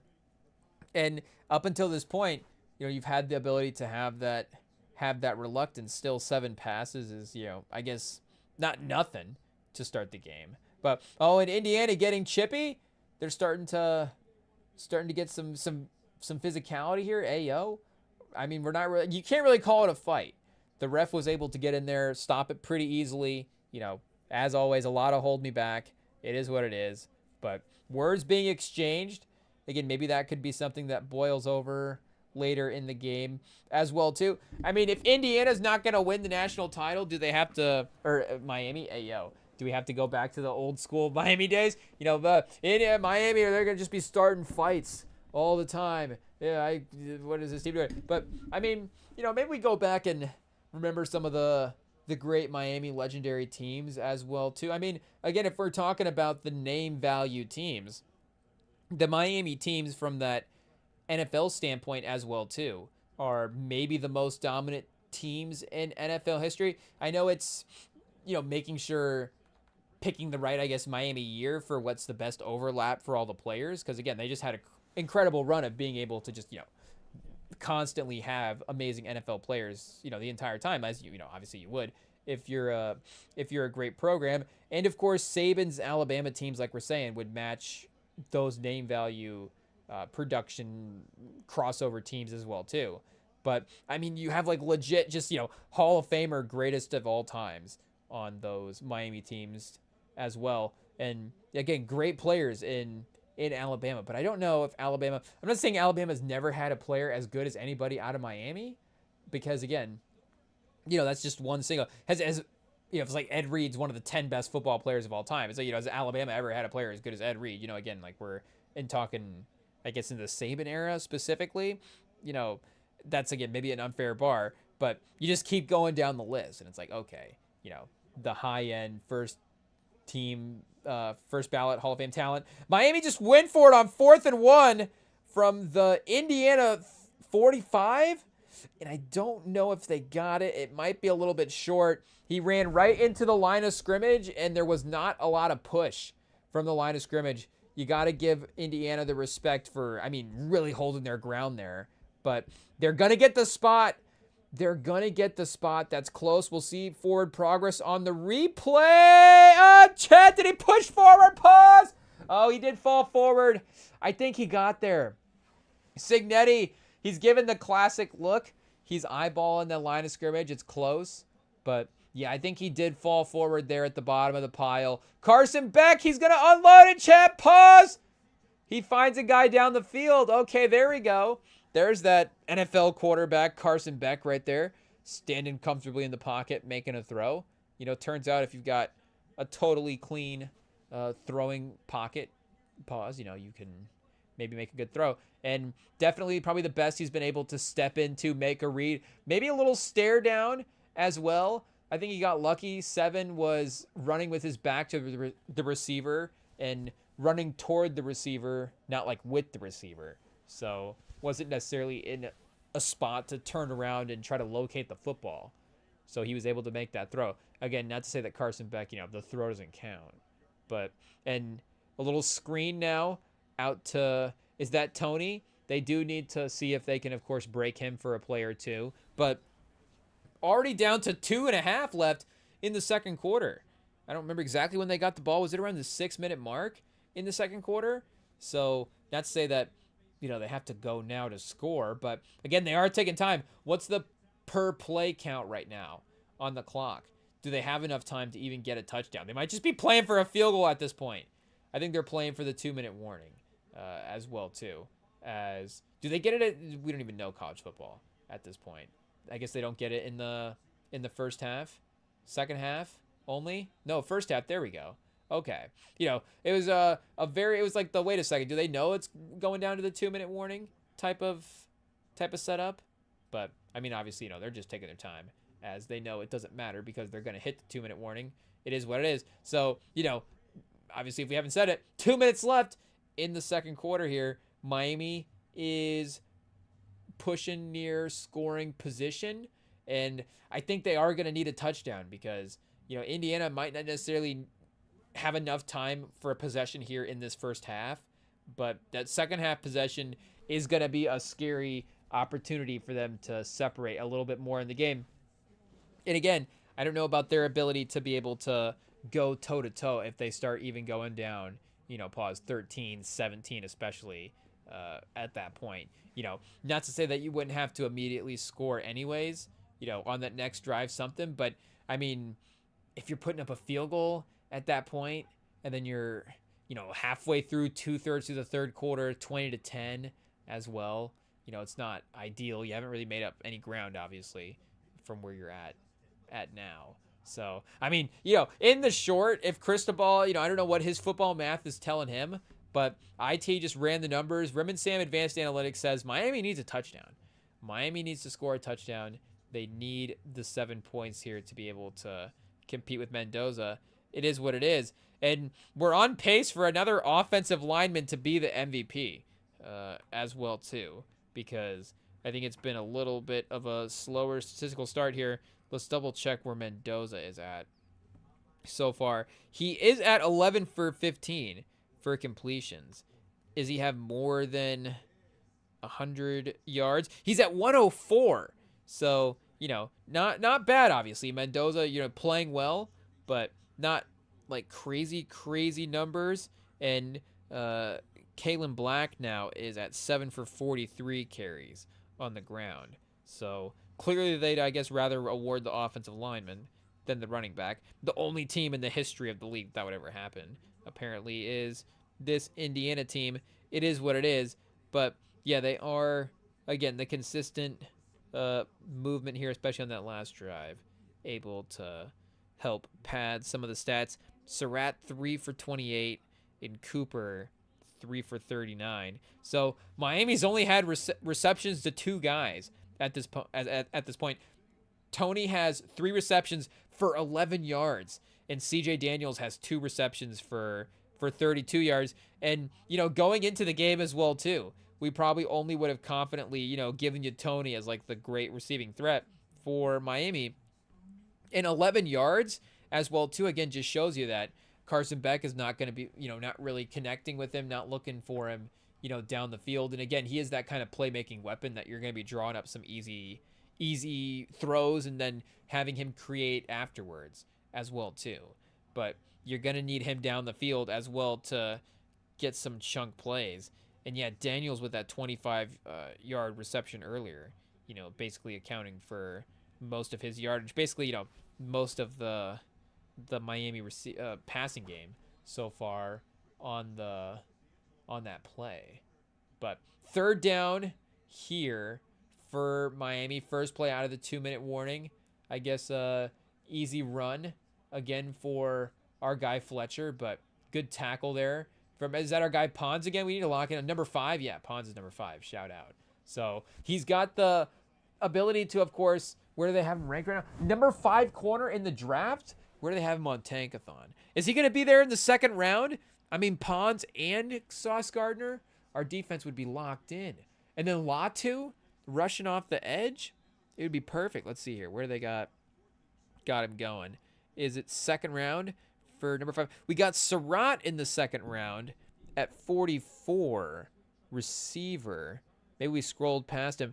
And was it for this draft or next draft? They did say 2026. Maybe Tankathon. Not as high on D'Angelo Pons as ESPN, apparently. Or the Remington Pod. We might be the number 1. Is Pons our number 1 corner in the class? Let's see here. They have him as the 55th overall prospect. Whoa. And they had him as the number 5 corner. I guess they have him as 1, 2, 3, 4, 5, 6, 7, the 8th corner in the class. Oh, 4th and 2 for Miami. 38 seconds left. They call a timeout. Are they in field goal range? It doesn't look like they're too far past the 50. I don't know if their kicking game was... I guess it was good over the season, but I try to remember because they missed some kicks in the playoffs. I think was that announcer jinx? Or what's the kicking record for the season? But number 8 on the cornerback class. I guess you do see, just immediately looking at the heights, Pons at 5'9". But hey, you can't tell watching the game now. So I don't know if that, is he Kenny Moore? I mean, again, at some point, it's just like take a guy that's going to be in the league for a while and you can play as well. You've got Avion Terrell at 5'11". Hopefully we said the first name right there. But at 5'11", 180, not to compare. But, if you got him, it's the 18th best prospect. Is he, is Pons so much worse? I'm not sure. They do take the field goal. Oh, nope, it's no good. Right off the upright. Maybe you should have actually just gone for that 4th and 2. Hey, 38 seconds left. You give Indiana the ball back with a couple timeouts. That's probably where they score, and then they really put the game away there going into the third quarter. But yikes, now nothing on the board for the entire half. It is what it is, and like we're saying, Indiana with that starting possession, could continue to stretch the 2-point lead, even with a field goal now. A 2-touchdown lead in the second half, 2 full field drives. Miami having to go the length of the field twice to score would seem like it'd be a little risky at this point. You would need maybe a turnover. You'd need a crazy play at the end of the first half. And shout out to Marcus Freeman on the halftime crew as well too. Listening to him a little bit pregame. I mean, as you'd imagine, a current head coach, he might know a thing or two about some of these teams, but just doing a great job in the TV side of things as well too. Obviously not every coach is able to make that crossover, and especially for current coaches to be as willingly charismatic as well too. Again, it's not even about like, is he just getting on there spitting fire about everybody in college football, and he's like, this guy sucks, this guy's great, pause, hey, this guy's bad, this guy's good, this guy's, we need to get this guy transferred to Notre Dame right away, but this guy needs to trade. Can we trade this guy for this guy? Like, is he just going to turn into Rich Paul on the on the broadcast? I don't know, but able to maybe approach it a little bit more from an X's and O's standpoint, and break down some of the potential football stuff in that type of way. But it was like, oh, wait a second, Marcus Freeman's going to be on countdown in like, I guess 40 years. I don't know, how long is he going to coach college football for? Obviously, hopefully a long time, because he's a great coach. I guess, are we hoping he goes to Michigan? I guess we are hoping he goes to Michigan. Whittingham's not going to be there for forever, I mean, if we can get Marcus Freeman now, then Whittingham's not going to be there at all. Hey, it is what it is. With all due respect to our brand new coach, shout out Mr. Coach Whittingham. It is what it is. Marcus Freeman, I think you just got to, if the opportunity's there, you got to take it. Oh, did Indiana call timeout? Who called timeout? Indiana or Miami? Indiana, I think, called timeout. Hey, are they going to run another play? Are they going to try to get a field goal? They should just have thrown a pass there if they were going to run another play. Maybe they were trying to throw him off guard with the run. Mendoza, oh, the defensive line pressures. He throws it deep. He's got a receiver. Oh, he throws it out of bounds. It is what it is. That receiver was triple covered anyways, and it wasn't Surratt. Surratt was kind of running behind the play, so or or running in front of the play. And I don't know if quite would have gotten there in time. Could have been 10-3. You know, that wouldn't have been bad, but 10-0. And, you know, Indiana's covering now as well, too. Miami, I guess they wouldn't have covered with that field goal, but they would have been closer. Mendoza narrowly avoiding the interception as the Miami guy steps out of bounds, so he keeps his stats nice and clean there as well, too. That'll help his MVP case. You know, a random interception at the end of the first half. It's like, you know, Mendoza, 120 yards and a pick. You know, that's not great, but obviously different scenario there. But, yeah, Ayo, we'll see if Pons continues to rocket up draft boards in this first half. We'll see if Carson Beck is able to get Miami down the field for a touchdown. Cignetti is looking pretty good. 24-0 when leading at halftime. Oh, chat. Is that a jinx or is that just a fact? I don't know. I guess we'll find out. Fact or jinx? Is that a new segment on the Rem and Sam pod? It's called the second half of this football game. Hey, yo, Kurt Cignetti, Nick Saban, the legacy stuff is all on the line for all these guys, I guess. You know, will he be Saban? Will Mendoza become Joe Burrow? Will Indiana become, I guess, Alabama also as well, too? Will they become Florida State? You know, who's the other great? Texas? Who's the best? Notre Dame. Who is the non-other Alabama great school that we can say that's not Ohio State? It is what it is. But we'll be back, chat. Second half of the college football national championship game up next. We'll see if it's still close, but so far, Miami, I guess they're not out of it yet.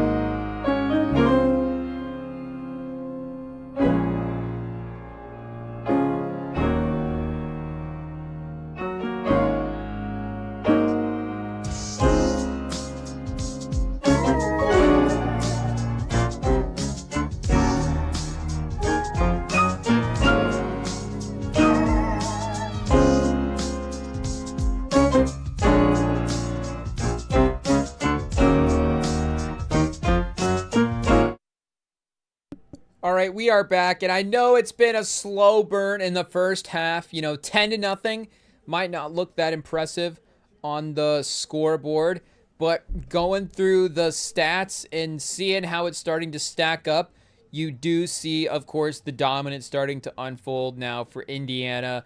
I mean, 169-69 on the total yardage, 11 first downs to 3 for Miami. One of those first downs being converted on a fourth down as well too. So like 2 series of downs in the entire half where they've had like good rhythm and just those like what are supposed to be 3 set of plays in the course of the game. So again, the defensive dominance for Indiana is definitely the thing that stands out and the thing that continues to, again, push their case forward, for being that great all-time team. And I guess I don't know what their numbers would look like on the season. And, all of these teams that we just were looking at, too, in the first half that were undefeated would have, assuming that great balance both ways. I mean, you see that points for, I guess it doesn't have a total for them. Oh, wait a second. Opponents. Oh, yeah. First, here we go. Opponents points per game. First in opponents points per game, and fourth in their own total as well, too. So this was like 2018 Clemson when they were 15-0 that year. I don't know if we can go to the stat hit here and just see if we can find every time a team has been undefeated in college football, and then every time a team has won or lost 2 games and then won the national title as well too. If that's still on the table for Miami, I guess it is technically. Can't count them out totally. Shout out, but obviously it is looking like it is going to end up being the Hoosiers at this point. I don't know if we start giving our congratulations yet and just jinx them. It is what it is. Okay, wait a second. We got to go. I guess it doesn't matter the team, any era. We just need to find teams that lost 0 games is basically the way to search this for. So losses. Less than or equal to 0. But I guess we do need some of those teams from the, with all respect to the 1894, I guess they'll be in the mix because they'll have more than 10 wins. Do we go more than 10? More than 9? Which is what's a way we can include some of those early Michigan titles? Some of those 3-0 seasons, maybe those are the ones we're looking to kind of filter out. But in final college football ranking, any to any, we're not necessarily looking for, college football player era specific. I guess, shout out the 2017 national champions Central Florida Knights. I forget what their mascot is. Hey, yo. I guess we just want all teams. Won the national championship. I guess that would definitely help your case for being the greatest team of all time, but we'll keep the criteria just to all teams, just to see who is in the mix. Oh, chat. Nobody is talking about 1899 Chicago. People are only talking about 1894 Yale. Let's see what happened here with this team. Shout out Chicago, the Chicago Maroons. Hey, yo. They're just naming teams after. There's like Chicago Maroons back in the day. I guess it is, a good color to be named after. Hey, yo. It is what it is. Coach Amos Alonzo Stagg. Oh, I feel like I've heard about this guy. I feel like we may have all heard about this guy. It sounds like a legendary character. Oh, they had 2 ties. Oh, I guess that's technically why they're not undefeated. I guess they were they were never defeated, but they were not only winning games. They didn't have just only wins on the season. They also had 2 ties. Coach Amos Alonzo Stagg, one of the greats. So, I mean, they only gave up a point per game. Oh, this might actually be the greatest team in history. 2 ties. They gave up 1.6 points per game and scored 28. So shout out to the 1899 Chicago Maroons. I guess to go back to this Yale team real quick and see. Oh, chat! It might actually be 1894 Yale that is the greatest team of all time. They gave up 0.8 points per game. Whoa! And they were scoring 30, so clearly their offense was ahead of its time as well, too. They gave up less than a point per game. Whoa. I mean, I don't even know how many different teams that they were playing. They were, again, 16-0, but they could have played the same 4 teams like 4 times. Is that the right math? I don't know. But, could have been a little bit of a round robin there, and maybe they just had their team's numbers from back in the day. Giving us the answers right here. The answers are right in front of us. So, out of 27 teams 16-0, 10th in strength of schedule, but number 1 on the simple rating system is good. A 20.34. How does that compare to Chicago? If this stat's going to make the call for us, they're a 16.87. So yeah, this 1894 team is way better. I guess they don't have simple rating system listed here on the stats in general, but yeah, Michigan as well too from 2023 would be looking at a 25.10. Oh, chat, they would have dominated 1894 Yale in a game. It looks like the defense as well, only giving up 10 a game. The offense near 36. Unfortunately, as much as we love McCarthy, there is going to be an argument there for some of these other teams. Like if you're going into a game against Trevor Lawrence, it is going to be a certain advantage one way. And that was, of course, is Penix going to be able to elevate the offense and keep pace with this Michigan team? And, we dominated the line of scrimmages like we had all year, and like 5 coaches throughout the course of the year. I mean, shout out to, the opportunities given to those guys when Harbaugh got suspended, and shout out to obviously Hart as well too, because I think there was some medical stuff that happened in his time there as well. But LSU 2019 is obviously one of the first names, like we're saying, that you're going to have to mention. 25.80.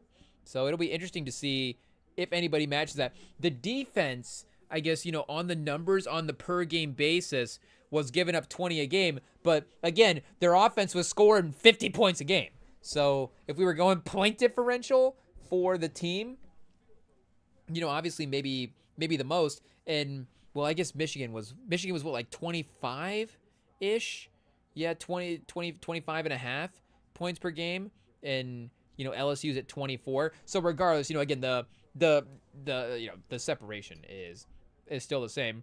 And, the national title, if you're in the college football playoffs, if you give up 28 when you score 63, again, maybe a couple of those final possessions are not as locked in. You're at like 50 points by the time you get to the second half. You may give up a couple drives to a pretty good Oklahoma team. It is what it is. But regardless, it was. And they did, again, they still have some stacked guys. Pause. As well, too. Stacked in terms of name. Calebon Chason, Grant Delpit, Patrick Queen. All those guys, first-round draft picks. Kerry Vincent Jr., insanely talented as well. Fulton. I mean, Fulton was a baller. Shout out. Cordero Flott was, a great player as well, too.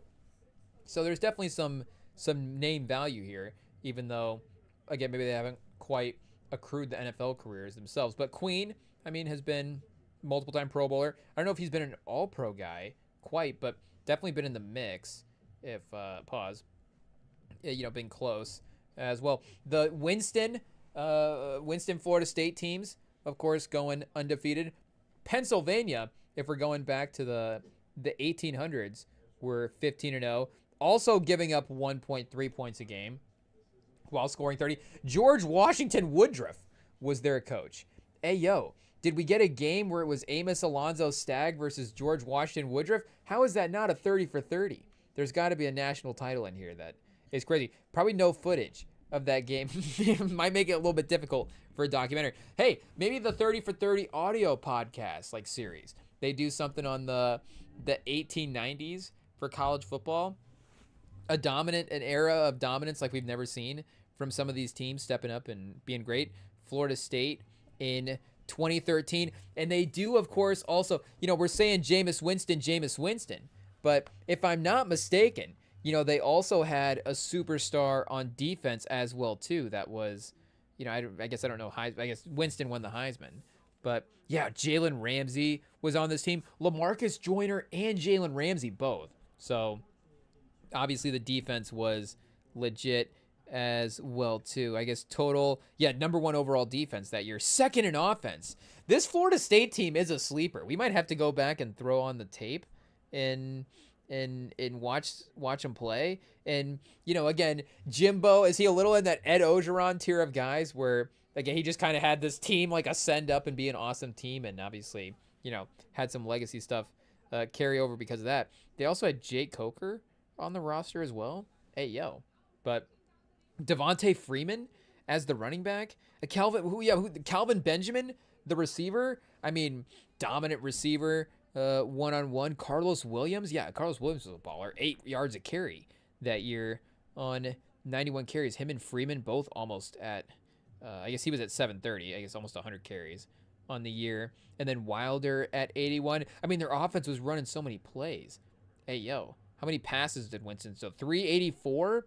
And he had 4,000 yards, 40 touchdowns, 10 yards of completion. I mean, in terms of airing it out, one of the, and we saw it in the NFL as well, too. It's not to say that he was the same type of player. I don't know if there was more interception balls. Maybe we go back and double check that. But yeah, their defense, again, was also really, really stacked. I mean, again, Jalen Ramsey, probably better than anybody on that LSU defense. One of the better defensive backs that we've had over the last 15 to 20 years in the league. And Mario Edwards Jr. as a defensive end as well, too. Again, there's names all over this place. Hey, yo. What's the pressure numbers? Yeah, Joyner, the defensive back, led with 5.5. Timmy Jernigan was playing for the Ravens there. Was he a second-round pick? Yeah, he was an NFL starter, balling out. I guess I don't know if he's still around. But, that was a decade ago at this point. So he could have had a decade-long career and been fine. Again, our guy Mario Edwards, Telvin Smith, the linebacker, Terrence Smith, Christian Jones, Chris Casher. Yeah, Chet. AL. I don't know if this is hit DeMarcus Walker as well. I don't know if this hits like the perfect nostalgia era for us as watching college football, but I mean, yeah, that team. Again, 2010 Auburn, the undefeated season is one of the incredible seasons from Cam, but I don't know if this roster is going to stack up. And again, that's why Cam's season is so great. And you can listen, shout out to Bomani Jones. I mean, you're probably already listening to it as well, too. I imagine that, you're tuned into the Rem and Sam live stream while you've got a Bomani Jones pod in the background as well, too, with the national title game. Hey, yo, you guys are crazy out there. But, he just did an episode just rediscussing that Cam Newton season and how legendary it was. And, we were saying it a couple live streams ago. We were talking about the 25 for 25 team and respect to that Auburn team that won the national title, but it wasn't good.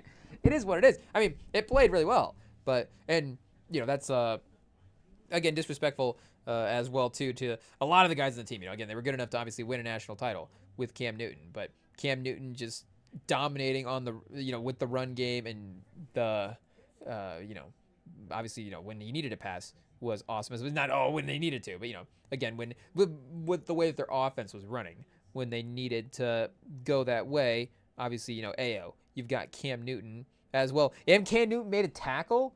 I mean, how many interceptions did he have? Probably not that many. But he ran down his only interception of the year. Yeah, only 7 interceptions. I mean, less than Jameis Winston that season as well. And, still the same type of down-the-field aggressiveness that you would see from the great quarterbacks. Again, just, 280 passes, a little bit more limited there for some of the other guys. But, again, this Auburn, Cam could definitely take this Auburn team and probably compete with any team. I'm not saying that, but unfortunately, you wouldn't stack up these. Would I pick Cam Newton against like 2018 Clemson? Here, let's pull that team back up because we got their page right here. It's definitely a debate. I just would want to pick Cam Newton against a lot of these teams. Christian Wilkins. Is this scoring?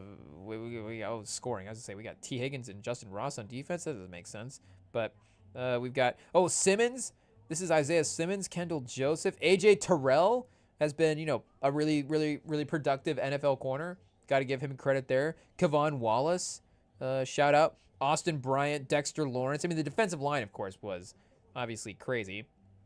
And like we're saying, those secondary guys were really good. Tanner Muse was a stud there for Clemson. Shout out. So, I'm not trying to underrate the talent here. This is definitely a stacked team. But, again, Cam can compete with anybody.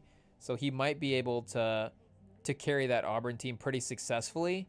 But, yeah, I think I don't know, the defensive line for Clemson was pretty good back in the day. Alabama, is this the one? Alabama in 2020.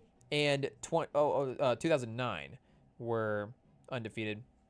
I guess this is sort of by amount of wins, not necessarily by season. So yeah, Bama 2020, 2009. Then I guess Saban would have, had just gotten there around that time as well too. But this would have been, the Mark Ingram team. McElroy would have been the quarterback, and then you would have Ingram and Trent Richardson both on the roster at the same time. I guess for receivers, who do we have here? Oh, chat, who do we have? Hey, yo, not necessarily the yardage, but, Julio Jones, I'm sure will do just fine for the name value talent there. And just, again, the overall production as well, too. I'm sure he'll be dominant enough. So we'll be fine there at receiver. And we've got the running backs set. Mark Barron, Rolando McClain, Javier Arenas.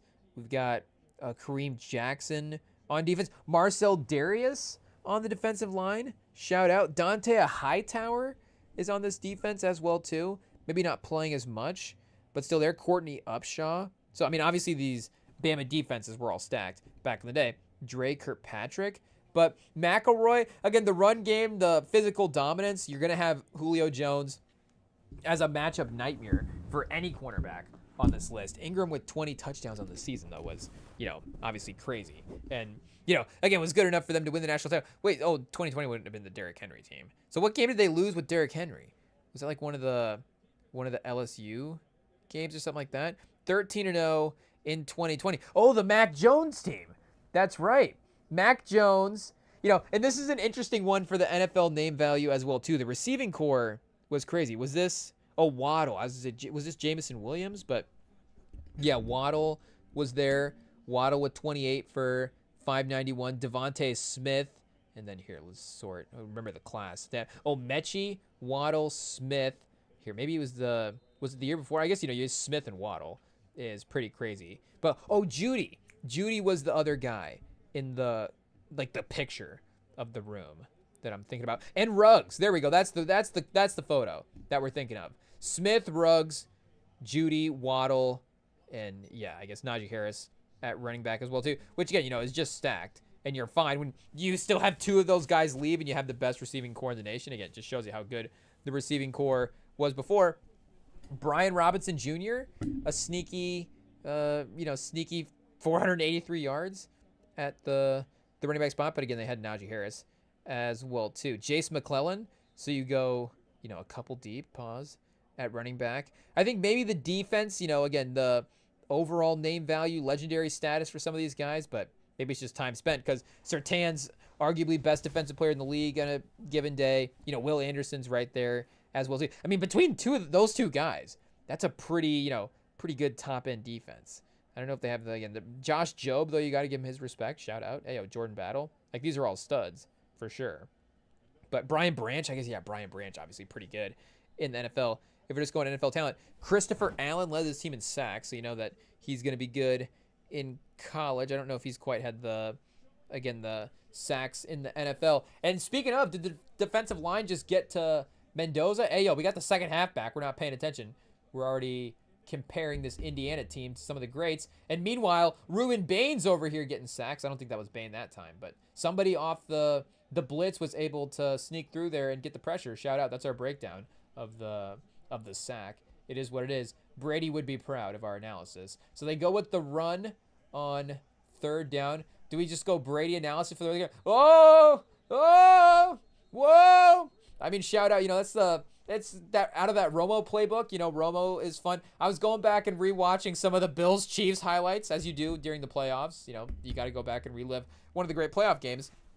But just Romo just being like, "Oh, Jim, I can't believe Tyreek Hill got the touchdown." It's just that peak pause. Romo, just Romo being emotional on a broadcast. So Brady definitely is trying to capture that in his broadcast as well too. But he hasn't quite. The problem is he hasn't did the Romo analysis. Romo will still give you analysis as well. And, I don't know if it was a sign that, there was probably more signs than just the Romo analysis that McDermott was, some of the news of the day. But there were moments where Romo was like, I don't know, maybe they should be doing this in this scenario, and they just would do the complete opposite.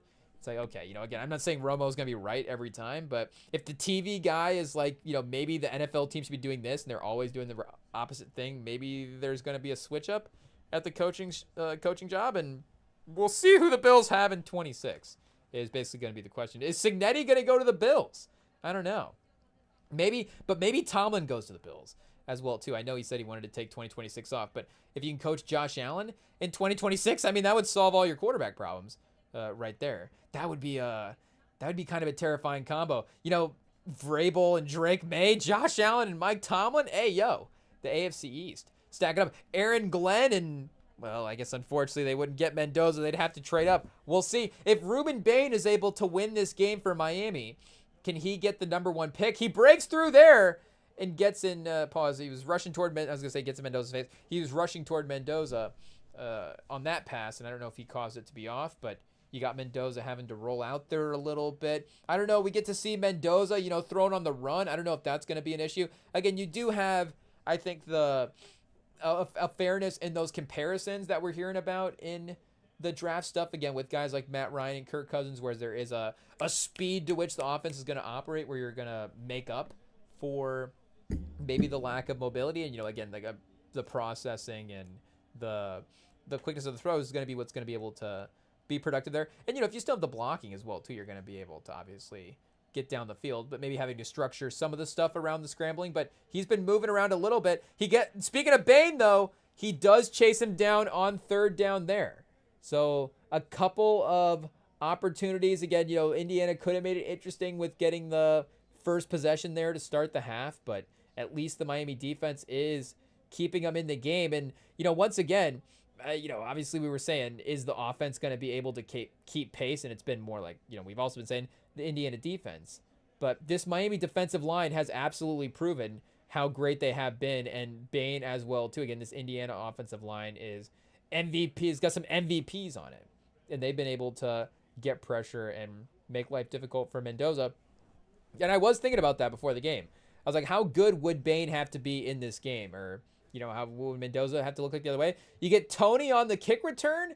I don't know if he has to have a Shaheed type of special teams impact, but I guess maybe just to say in general as well too for Bain, maybe the thought process is more, just, is there a world in which he could be the number 1 pick after this game? Because, again, he is not necessarily being quite viewed in like a Myles Garrett, Jadeveon Clowney type tier, because we'd have to go back and double check the quarterbacks in those years as well too. Was there a Mendoza level quarterback in the class that, here, actually, let's just see. Myles Garrett, the class that he was in, who was the quarterbacks those year? 2017.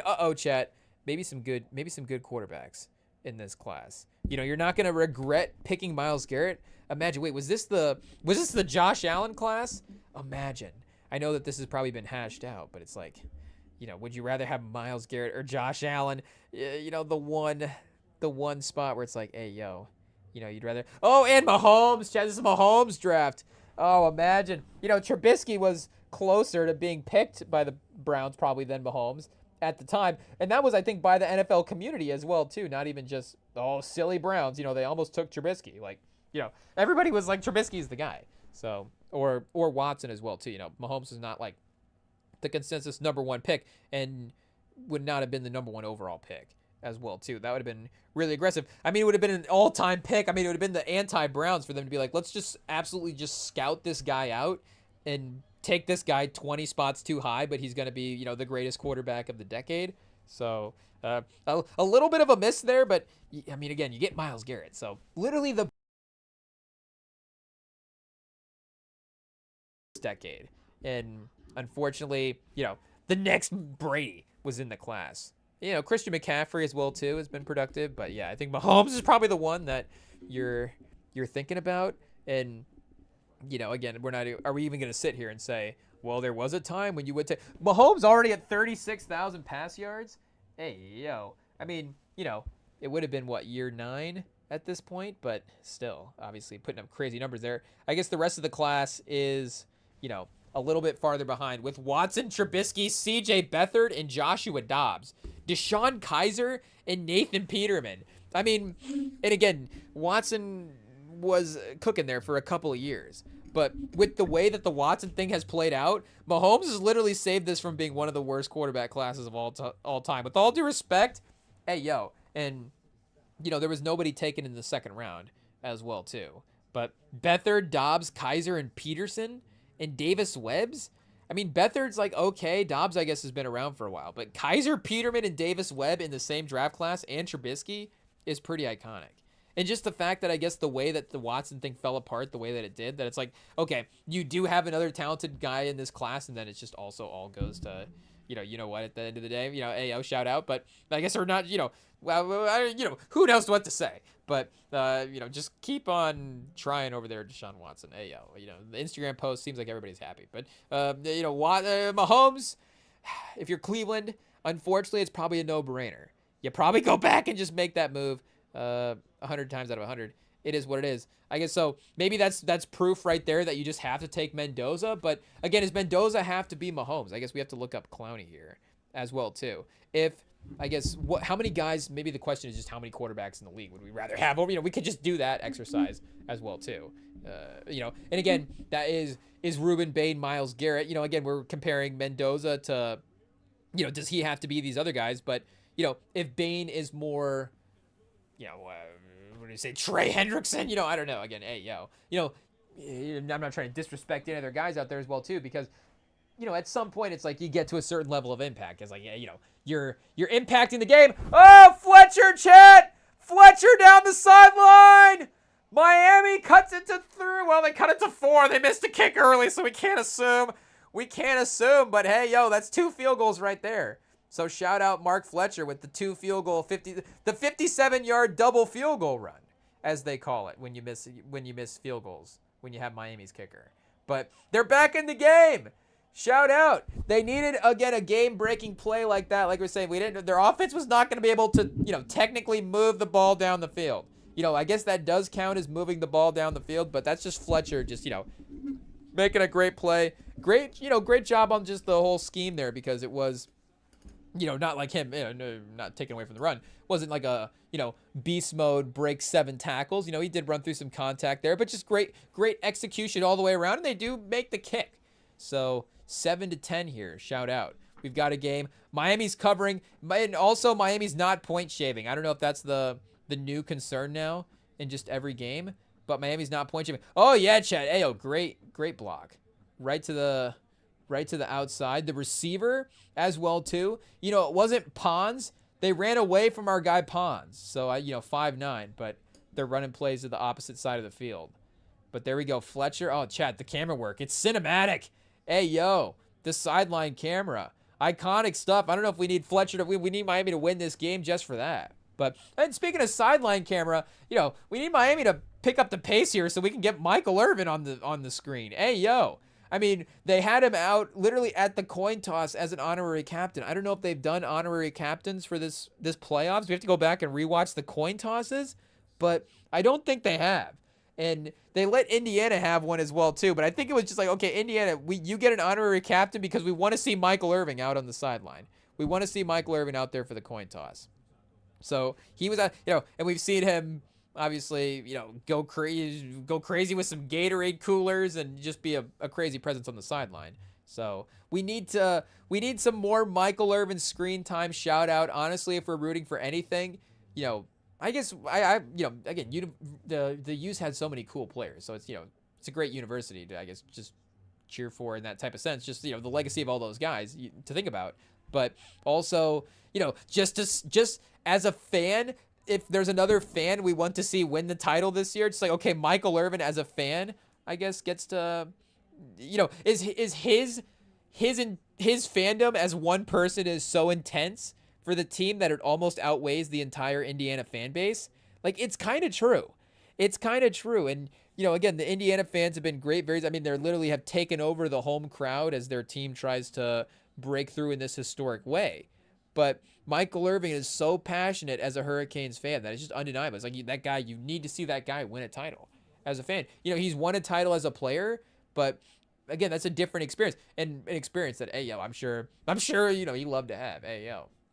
But, what are we talking about? Oh yeah, winning the national title. It is what it is. But for him to again win it as a fan would be fun. And like we always say, if they're not directly blocking one of our teams, Michigan, what are we? We're not in the playoffs this year. We're not in this game. If we're in the game competing against Michael Irvin, then unfortunately Michael Irvin is we want to see him lose that day. We want to see Miami lose. I guess more so we really just want to see our team win is really what it is. But also, there is a flip side to that coin. So if it is not directly impacting our teams, then, it is what it is. Shout out for the legendary Hoosiers run and the opportunity for them to get their first ever national title. But, we need Michael Irvin to, I guess, see some victory here today. It is what it is. So a good start, Fletcher. I can't believe we've even, had like 6 or 7 cuts to the crowd. I guess shout out, maybe the parents for some of the Miami players are maybe, do they get priority on the cutaways before Michael Irvin? It is what it is. But, maybe respect mom before Michael Irvin. I think maybe even Michael Irvin would agree with that one. But also, where's Michael Irvin? As well too. Shout out Michael Irvin. It is what it is. So that one run right there doubled the total yardage for the game, the longest run of his career. So there's the star maker play right there that we've been waiting for. And again with the sort of, and not to say that again, Carson Beck has made great plays, and if you're the quarterback and you do have the opportunity to make some plays and deliver, there is going to be an extra amount of credit that you are going to be given, and all is fair. I guess it's how the game goes. But in terms of what their offense has relied on over the course of the season, it has been that run game. It has been Fletcher and his production. So, to see him be the one that rises to the occasion here and swing the game is just great to see for the legacy of this team and this season. And Bain as well, too, was the one that was creating that sack on the last drive, which forced the punt, which got the ball back. So, they have a couple of real high-level stars, but again, these are game wreckers. So not to, double track from what we were saying. Oh, Chet, Indiana now. The running back gets loose. He gets a first down. He maybe gets 10 more. I don't know. Look for a second there like it was going to be a response immediately. But the momentum anyways is definitely, it's like, okay, Indiana's offense is back here. It is what it is. And now Miami leads the game in rush yards as well too, surprisingly. But for those, they literally just have, again, like we're saying, not to count out the other players as well too, but the star players that we're looking at, the impact players for the game, it would be those names, like we're saying, Fletcher and Tony and Bain stepping up.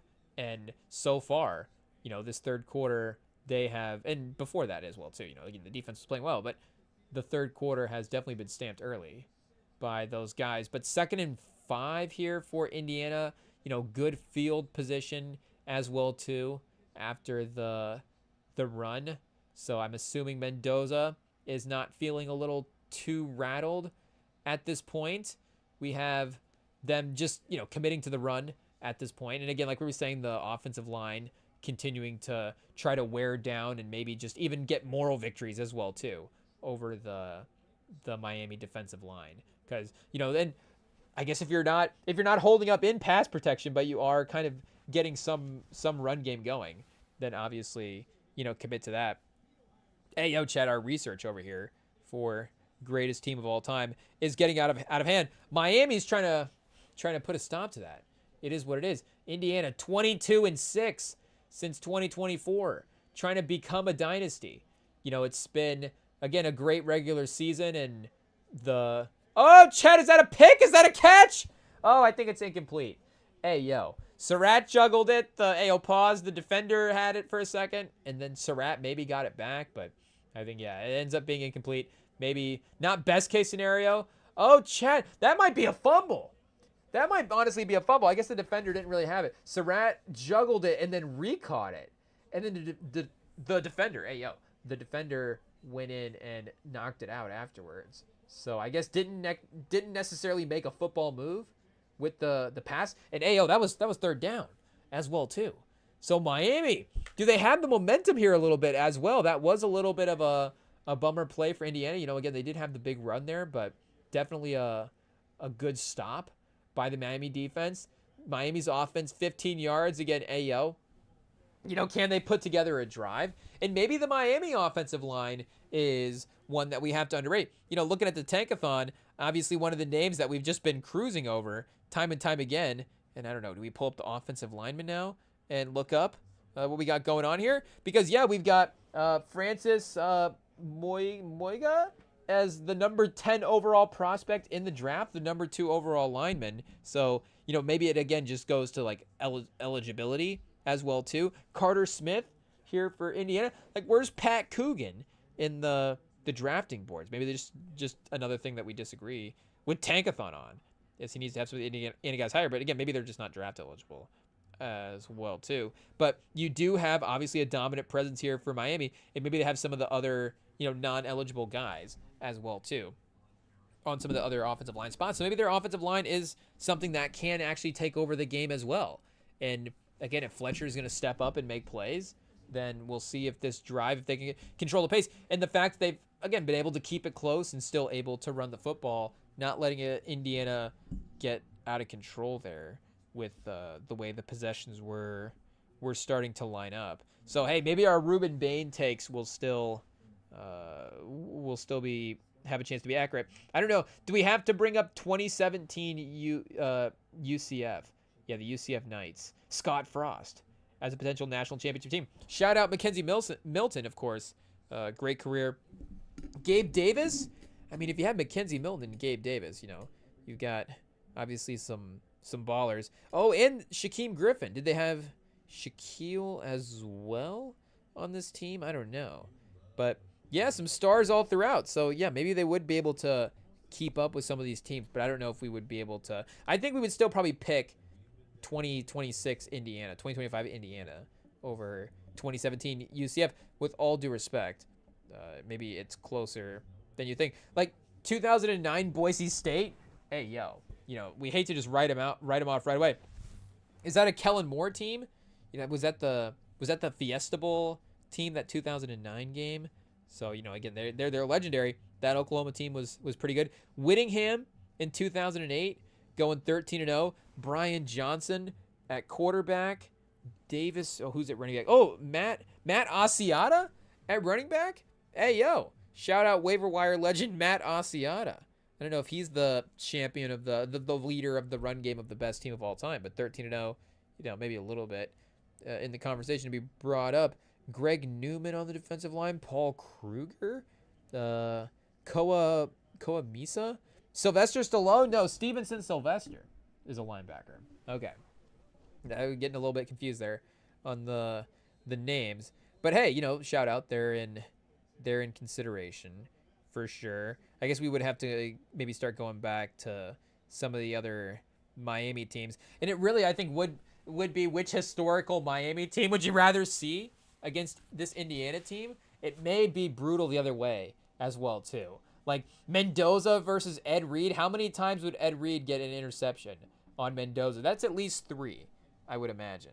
So, do we go 2001 Miami and see what we got going on? Was Jeremy Shockey on 2001 Miami? 12-0. Ken Dorsey, Clinton Portis, Andre Johnson, Frank Gore, Jeremy Shockey, all on offense. Kellen Winslow as well, too. Yeah, Ed Reed just leading the whole defensive back. Antro Roll as well, too. Vince Wilfork on the defensive line. Jonathan Vilma. I mean, hey, yo. I mean, all of those guys are Pro Bowlers right there. Roll, I'm pretty sure, was a Pro Bowler, right? I mean, he was good. Antron Roll, he wasn't getting roasted in the NFL, was he? Where was he drafted at? He was the 8th overall pick. I don't know, you know, did he live up to his 8th overall pick status? But clearly the lockdown cornerback talent was there. So, I don't know. 0-1 Miami versus one of those Michael Irvin teams. Do we go, it wouldn't have been 91, 87 Miami? Was it the number? Oh, he was 47. He was 87 for the Cowboys. 87 because he won the title in 87, but it was also, I think, a legendary number before that. Oh, back on 3rd and 9, he did get it to the guy on the slant. So shout out, you know, able to stand in the pocket there, make a decent throw, but the Indiana corners, again, in there making plays, breaking it up. Was that Daniels that he was going to again? I don't get a check there, I guess, on the target and see who we have. Yeah, I think it was. So, again, one of the only two guys that has been productive in the first half from a receiving game was him and Tony. And Daniels was the one guy that he was looking at down the field. But I guess that time, not quite able to get the pass. So field position is continued to be an important battle here throughout the course of the game. And Indiana has definitely been a benefit of that as well. Not necessarily having, crazy to be, having to be crazy backed up so far in their own field goal position. And I don't know, Dorsey versus Steve Walsh, if we're comparing 87 Miami to 2001 Miami. And again, Michael Irvin versus Andre Johnson. As good as Andre Johnson is, I mean, shout out. Michael Irvin, I think, takes that argument there. Warren Williams as the running back. Cleveland Gary was there defensively. They had Daniel Stubbs and Benny Blades. Whoa, Benny Blades is like a comic book character making the All-American teams. I don't know. I think maybe the Ed Reed team a little bit better and did. Oh, wait a second. I thought it was Miami make a play. They did on defense, stopping them on first down. Hey, we're focused on Miami over here. It is what it is. Let's go back to this 91 team and see what we've got going on. Yeah, wait, there's the 2001 team. Yeah, 1991, I think, is what we want to look up here. And I guess there might be another Miami team as well, too, that didn't maybe technically win a national title, or I guess, go undefeated as well, too. Gino Torretta at quarterback. Carlo Coleman Bell. We got a couple tight ends here. The first one's being listed. Stephen McGuire at running back. We've got him leading at receiver as well, too, the dual threat. Lamar Thomas, Horace Copeland, some of the weapons there. Darrell Williams making the All-American team as a defensive back. Again, I guess maybe names that we're not as familiar with compared to some of these other teams. I guess, would make sense that the newer one, 2001, would be the one that we were more familiar with. So, yeah, there's probably another Miami team that we're missing here that maybe lost a game. I'm not sure what years we would need to look up and double check. And is it third down? It's 3rd and 12 for Indiana right away. Oh, to Surratt down the sideline. No flag. Yeah, they got the call last time, so I think they're going to give Miami the opportunity to get away with one there if it is, a little bit of an equal officiating crew as well. And Surratt does, like we're saying, he does battle in his own way as well, too, so that can make it a little bit more difficult sometimes to call it the other way if it's just that equal fighting. But you got to give him credit, again, for getting them in the 2nd and 3rd and longs. And the ability to rattle Mendoza. And, Mendoza at some point, I'm sure, a 15-0 season, he's played great games. Again, I have to almost criticize my own criticism of him here and be like, okay, settle down. At some point, Ayo, you get it. Like, he's not going to go in and throw for 520 yards in this game and, maybe have the greatest national championship game of all time. But he can still be a worthy, top quarterback prospect. He can still have proved a lot over the stretch. And, can still obviously be important for winning this game. And Miami can just be making good plays on defense. Like, all the things definitely can be true. But, wait, so let's go look up Ray Lewis's Miami teams here. 94, 95. Okay, they were 10-2 in 94. Lost the Orange Bowl to Nebraska. So is this 94 team like this team right here? And then 8-4 in 1995.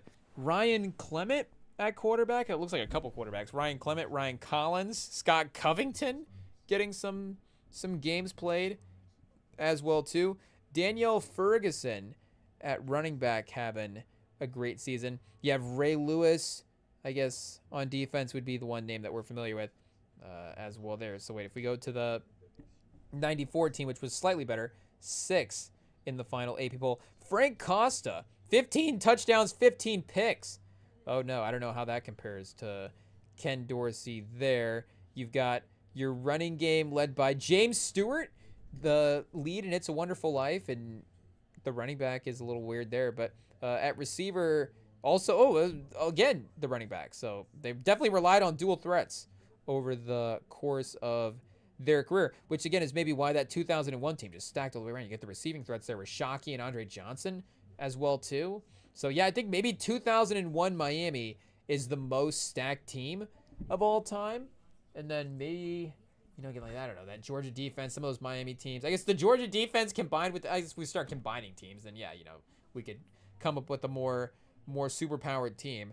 And I guess this would be the best Indiana team of all time. So if we were doing all-time teams versus all-time teams, it would be that 2021 versus 2025 matchup. But I would take that. I think that team would be, even if it wasn't just the direct team historical comparison, just in general, I think maybe a better team. Maybe like I'm saying, probably the most stacked team. If you have Andre Johnson and Ed Reed, I mean, geez, like, 2 first ballot Hall of Famers right there. I don't know if any, what's the bar for having first ballot Hall of Famers on a roster at a given time? But then again, also translating all that into actually having a successful college season as well too. Because like we're saying, I'm sure there's seasons where you even had great seasons like this, 2 losses, 1 loss seasons, back when of course you only had 2 teams that can compete for a national title at a given time. You'd have stacked rosters, I'm sure, all over the place, with guys not getting in the qualification there. But yeah, that 2001 Miami roster is pretty tough to beat. And again, Dorsey is a good college quarterback for this argument as well, because he can really, he's a modern enough type of quarterback to be able to compete with some of the names where it's like, okay, even if this guy had a better NFL career, like you can see Dorsey in that college level competing with those guys. But, again, just the roster is around him just completely insane as well too. A little like I don't know if Mac Jones is like a fair Dorsey comp, because again, Mac Jones was obviously, airing it out like crazy in that Alabama team as well. And again, with the way that Saban and those teams played, it would be difficult to think that Saban wouldn't have his teams ready to go for those games, and that wouldn't be tough. Or, like that 2023 Georgia defense as well too would be a pretty crazy matchup. But yeah, I think overall it would definitely be that Miami team. So, again, it would just be, do we have to wait and see? I don't know if it's what these guys do in the NFL that makes this, arguably the greatest team of all time, if they go on and end up winning this game. But, it does maybe solidify a little bit of course, what the dominance level is. And Beck trying to zip it in on the slant. Gets battered away by the linebacker. But, it does kind of add to the mystique of the underdog team as well, too. Like we're saying, from a Hoosiers standpoint, if you look back at the Hoosiers and you're like, well, okay, actually it was, Gene Hackman recruited Larry Bird, and, Larry Bird just ended up carrying the team to the title. It's not really the same story. It's like, well, they had the best player, and one of the 5 best players in the history of all time. And it turned out he was just awesome, for his entire life at basketball, and nobody could stop him. It's a fun movie. I'm sure it's still a Tubi classic. Could Gene Hackman play Larry Bird in a biopic? I'm sure there's a world where that could have happened. But, again, it's a different story than what was being told in Hoosiers.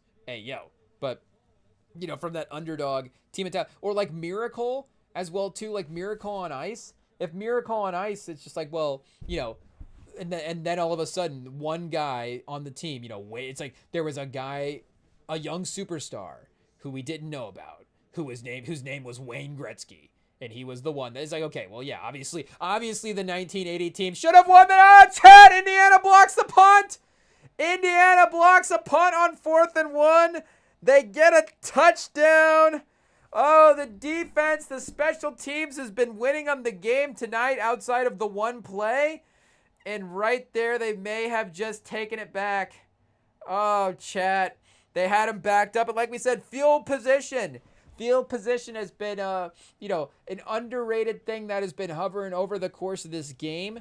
And yes, Indiana's had those good starts, but even something chaotic like this, where you block a punt and now all of a sudden, pause, the ball's running around right by the end zone there.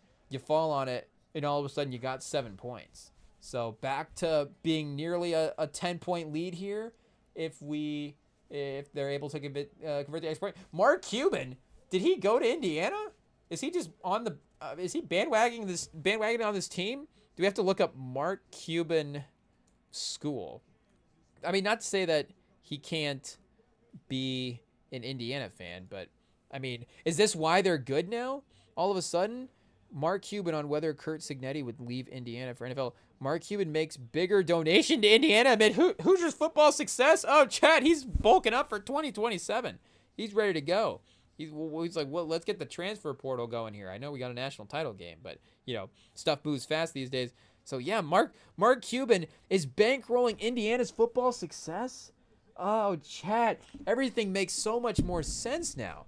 I mean, you show a billionaire in the stands wearing a jersey in the NIL days, and you're like, oh, okay, there it is. I mean, do we need to throw on a BYU basketball game and just like, let's just cut to Ryan Smith in the stands? It's like, oh, there you go.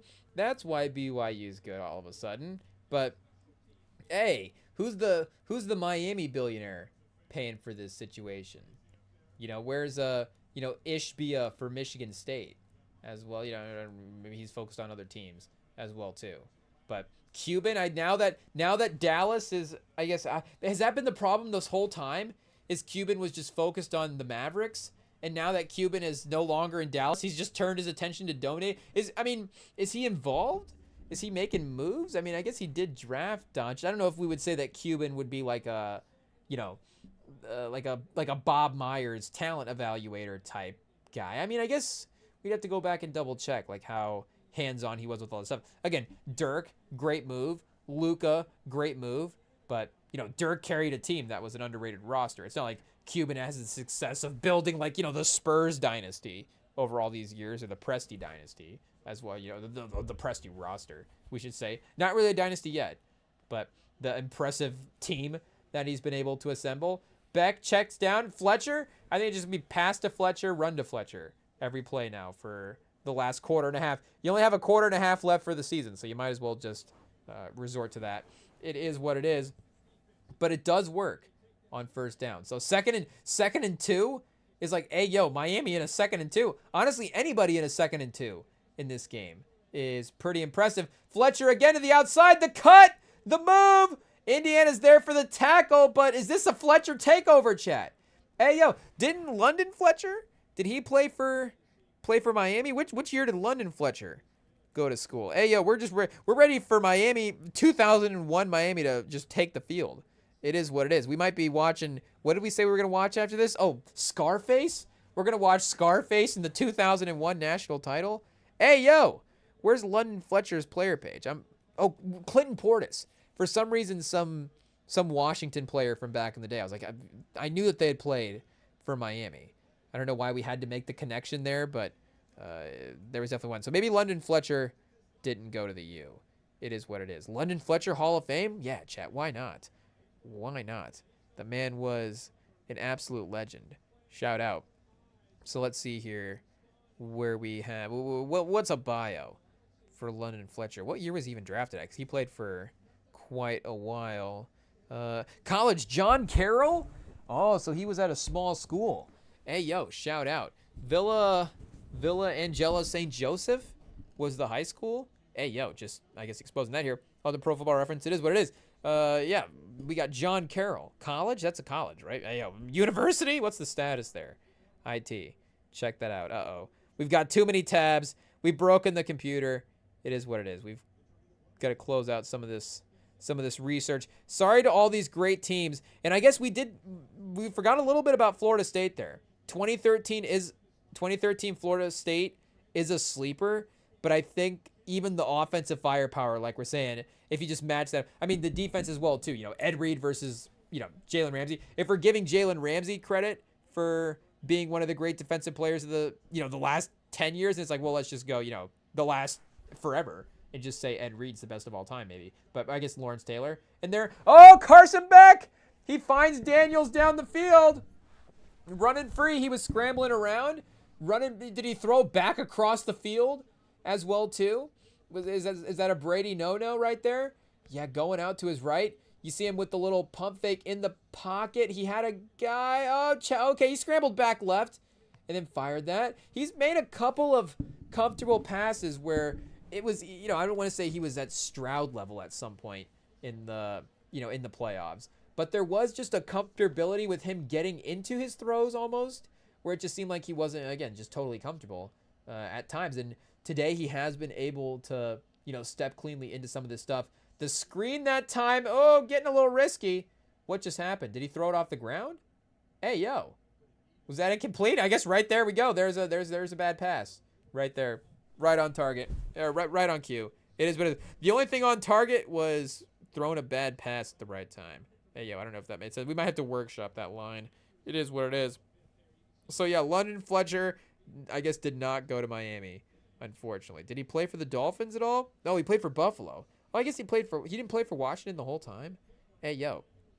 I guess, we were much more conscious of football when he was in his Washington years. It is what it is. But 16-year career. Shout out. Oh, and it's Tony. It's Tony breaking a play down the sideline. So that punt obviously, was just a game-changing factor anyways. And they did get a stop on offense there, so it's not to say that their offense was, or on defense, it doesn't say that their offense was moving on that possession. Ayo, pause. But, clearly this third quarter, they have definitely been able to find some success after the catch and just, picking up yardage, running around. Ayo, is that how you pick up yardage, when you run around? Yeah, but off the run and off of the screen there, they have had their two biggest plays of the quarter. Find themselves in a goal-to-go situation. Is this the first time? How close did they get last time? They kicked the field goal from not, 30 yards away. So, yeah, this is their first goal-to-go situation of the game. Hey, yo. And, we were questioning their ability to make that touchdown drive, but that just goes to show, this is, I think, how they had to win this game. Keep it below 24, and what do we say? Carson Beck has to lead 3 touchdown drives. So he has this. This could be the second. I guess at this point, have we changed? Or has the over/under changed? Does he still need to lead a third? I guess you're gonna have to lead a potential field goal drive to tie after this if you do get the stop. But you would assume that Mendoza is still able to go down the field one more time, whether or not it's a field goal or a touchdown. But Fletcher just navigates through the Indiana defense there, brings the third quarter to an end. Third down, couple yards for the first down, couple yards for the touchdown. Hey, yo, Miami. All of a sudden they have life. They have life. The game is here, chat. I guess, instant classic. I don't know, but we've got drama. We've got Miami with a chance to cut it to 3 right after this when the third quarter returns, chat. Actually, we have to ask. We don't know. Who's going to win the national title? Maybe Miami still has a shot. Fourth quarter up next.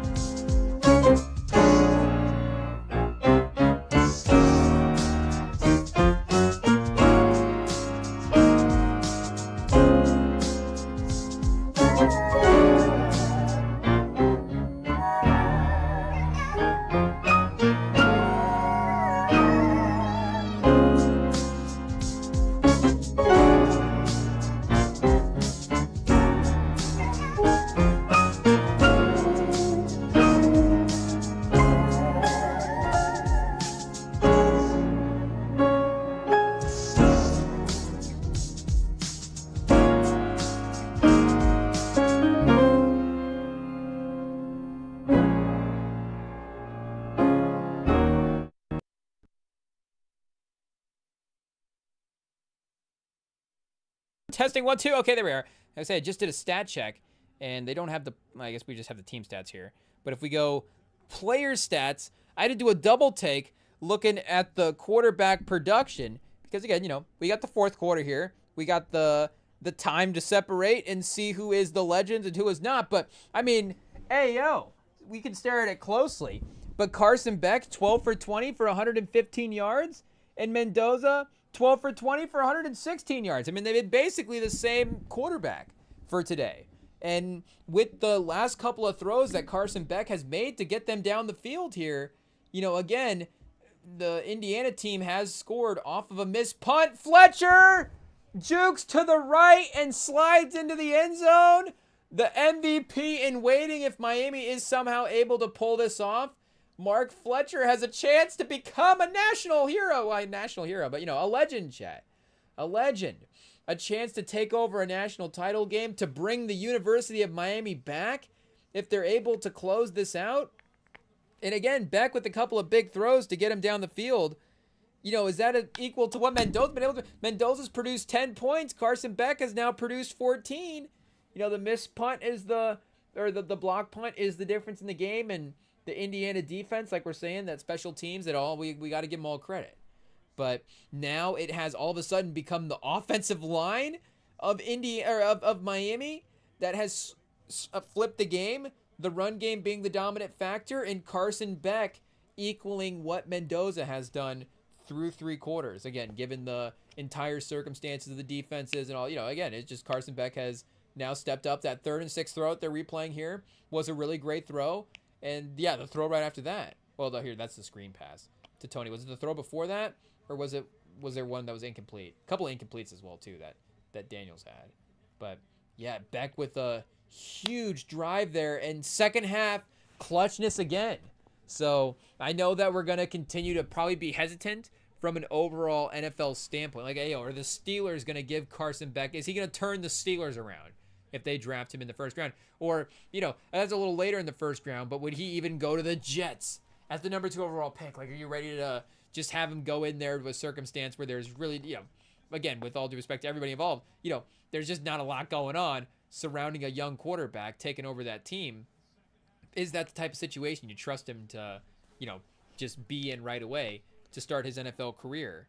And regardless of what it is, he has been clutch for this Miami team. So we were comparing him to, or we were comparing Bo Nix to him a little bit. Rest in peace to Bo Nix for the rest of the season. Unfortunately, injuring his ankle there. But with the fact that maybe those guys are a little questionable in where you want to rank them in terms of some of the overall quarterback play. But regardless, they do manage to have these fourth quarter and second half moments of execution that are big for the team. And, maybe that is the type of situation that if he finds himself in the NFL, then maybe he can have that Bo Nix type of season. I say Bo Nix is maybe a little bit more dynamic, running around, a little bit better of an athlete than Carson Beck. And I don't know if Carson Beck is unquestionably like a better upside thrower than Bo Nix as well too. Again, it's why Bo Nix was a little bit more consensus of a first round guy when we got to him being at the draft, and the Broncos just being desperate as well too after having the whole Russell Wilson debacle. But again, if it is a desperate team, a little bit like the Steelers or something like that is a little bit more competitive, would the Texans trade Stroud and draft Carson Beck, and then all of a sudden Carson Beck now in the fourth quarter is leading that Texans team, and with that defense, maybe he's able to make some clutch plays. I don't know. Miami, they're sitting at 10 right now, maybe is a little high. And then maybe some of those teams are thinking second round as well too. But end of the first round, Carson Beck, a season behind Matt Stafford in Los Angeles, 2 seasons behind Stafford. I guess the Browns with the 24th overall pick. Like, if the Browns, again, we're just wanted another option as well. As much as we love Shador, I think it's still, even, as pro Shador guys, I think it's still fair to admit that you can still take a swing at the quarterback spot if you're Cleveland. And also because you're Cleveland as well too, it's just probably fair to take as many quarterback swings as possible. And tough run from Indiana here gets him a first down. That's Kalen Black as well too, who again has now, been surpassed overall in the day by Fletcher, but is still on a per run basis, still, having a really great performance. And if they continue to stack up the carries, it could get crazy. Mendoza almost threw a pick. Oh, chat, it's that scary, scary out route. And the receiver, honestly, it was more honestly the defender played for the pass defense. If 24 had played that to jump the route, that would have been a pick. But he instead turned and went to bat the pass away. But I think he would have intercepted that if he had instead, actually turned and faced the quarterback. Second half, Mendoza 0 for 4, chat. Is this your king? Oh, no. There we go. We get him a completion on the screen. It's Cooper down the sideline. 20 yards. Oh, chat, we're going to turn into Gus Johnson in a second. Oh, but what a catch by Omarion Cooper. Oh, Mendoza almost threw a pick on the sideline. Oh, chat, it hurts to even, I was going to say it hurts to do a Gus Johnson impersonation. Pause. Hey, yo. But, Gus Johnson, shout out. I don't honestly know how the man still can talk in these days. I mean, you would still say he's at the peak of his broadcasting years. But speaking of that 07, we'll reference the 07 Super Bowl once again. Hey, yo, Bob Sanders in the 07 Super Bowl. You would assume Gus Johnson is almost have like a Bob Sanders type of announcing career where it's just like, just the reckless abandon at which he throws himself at calls. It's like, Bob Sanders just throwing himself at running backs. Gus Johnson just throwing himself into this touchdown call. And you would assume like, okay, he's going to have an amazing couple seasons, but there's no way this is sustainable over the course of a career. But it turns out you can actually accomplish that as an announcer. Maybe not as an NFL safety being as reckless, but if you're an announcer, apparently it can work. Well, I guess, reckless in terms of the emotion used. Obviously, reckless announcing, you can get in trouble probably doing that. But just in terms of, again, how the level spikes that you're going to have. But yeah, it has definitely turned into a, Indiana needs to run the football type or, has to run the football at this point type of situation with the way Mendoza's been operating in the pass game and with the way the Miami secondary has been competing as well, too. We saw one of the corners names listed around where they had Pons. So that there is that NFL caliber talent, of course, in this draft being out there competing against Mendoza. And 0 for 3 on third downs in general in this second half. So here we go. 3rd and 5. Are they in field goal range? Not really, but they probably go for this. I don't know, with the way the run game's been successful, though, it's tough. Mendoza, Cooper! He couldn't find it. Cooper had a step on the receiver, but there was definite miscommunication on where where they thought that pass was going to be located. Hey, yo, which way was Cooper looking? Mendoza threw that more to the inside, but yeah, I think Cooper was obviously paying attention more to the outside.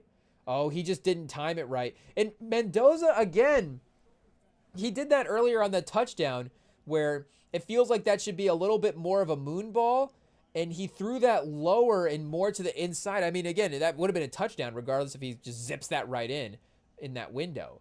But Cooper goes, arm up, and then you can see the way that he looks up for the pass. It's not the same angle at all at which Mendoza threw that.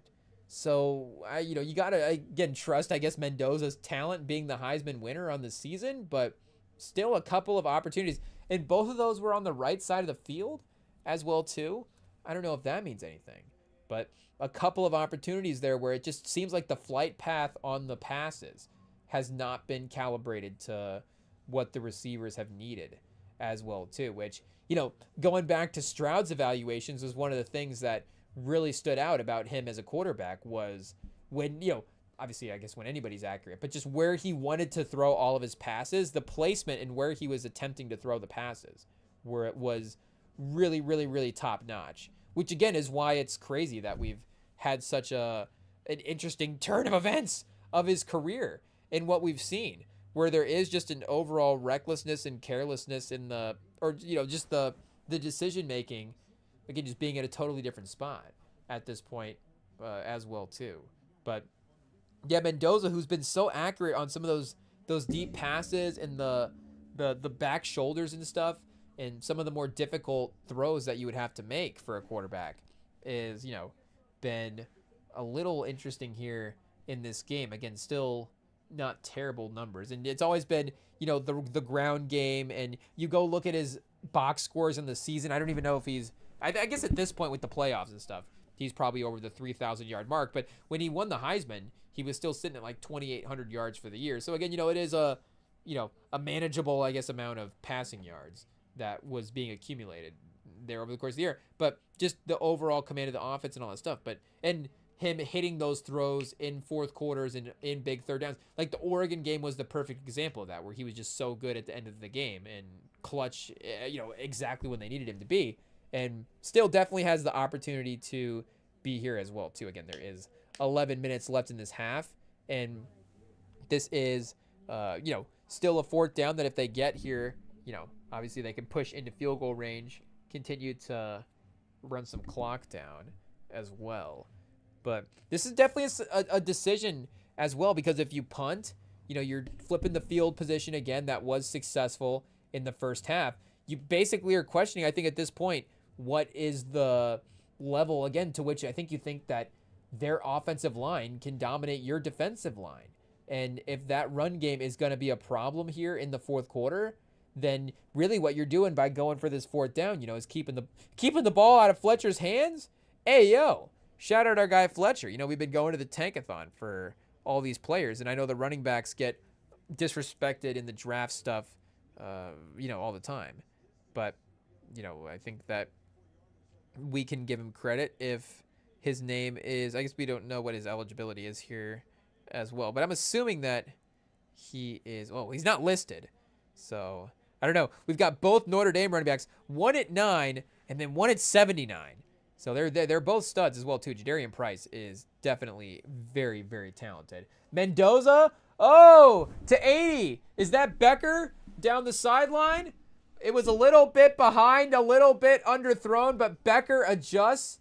It's a great catch, and the corner definitely loses track a little bit. And, at the end of the day, go and pause at some point.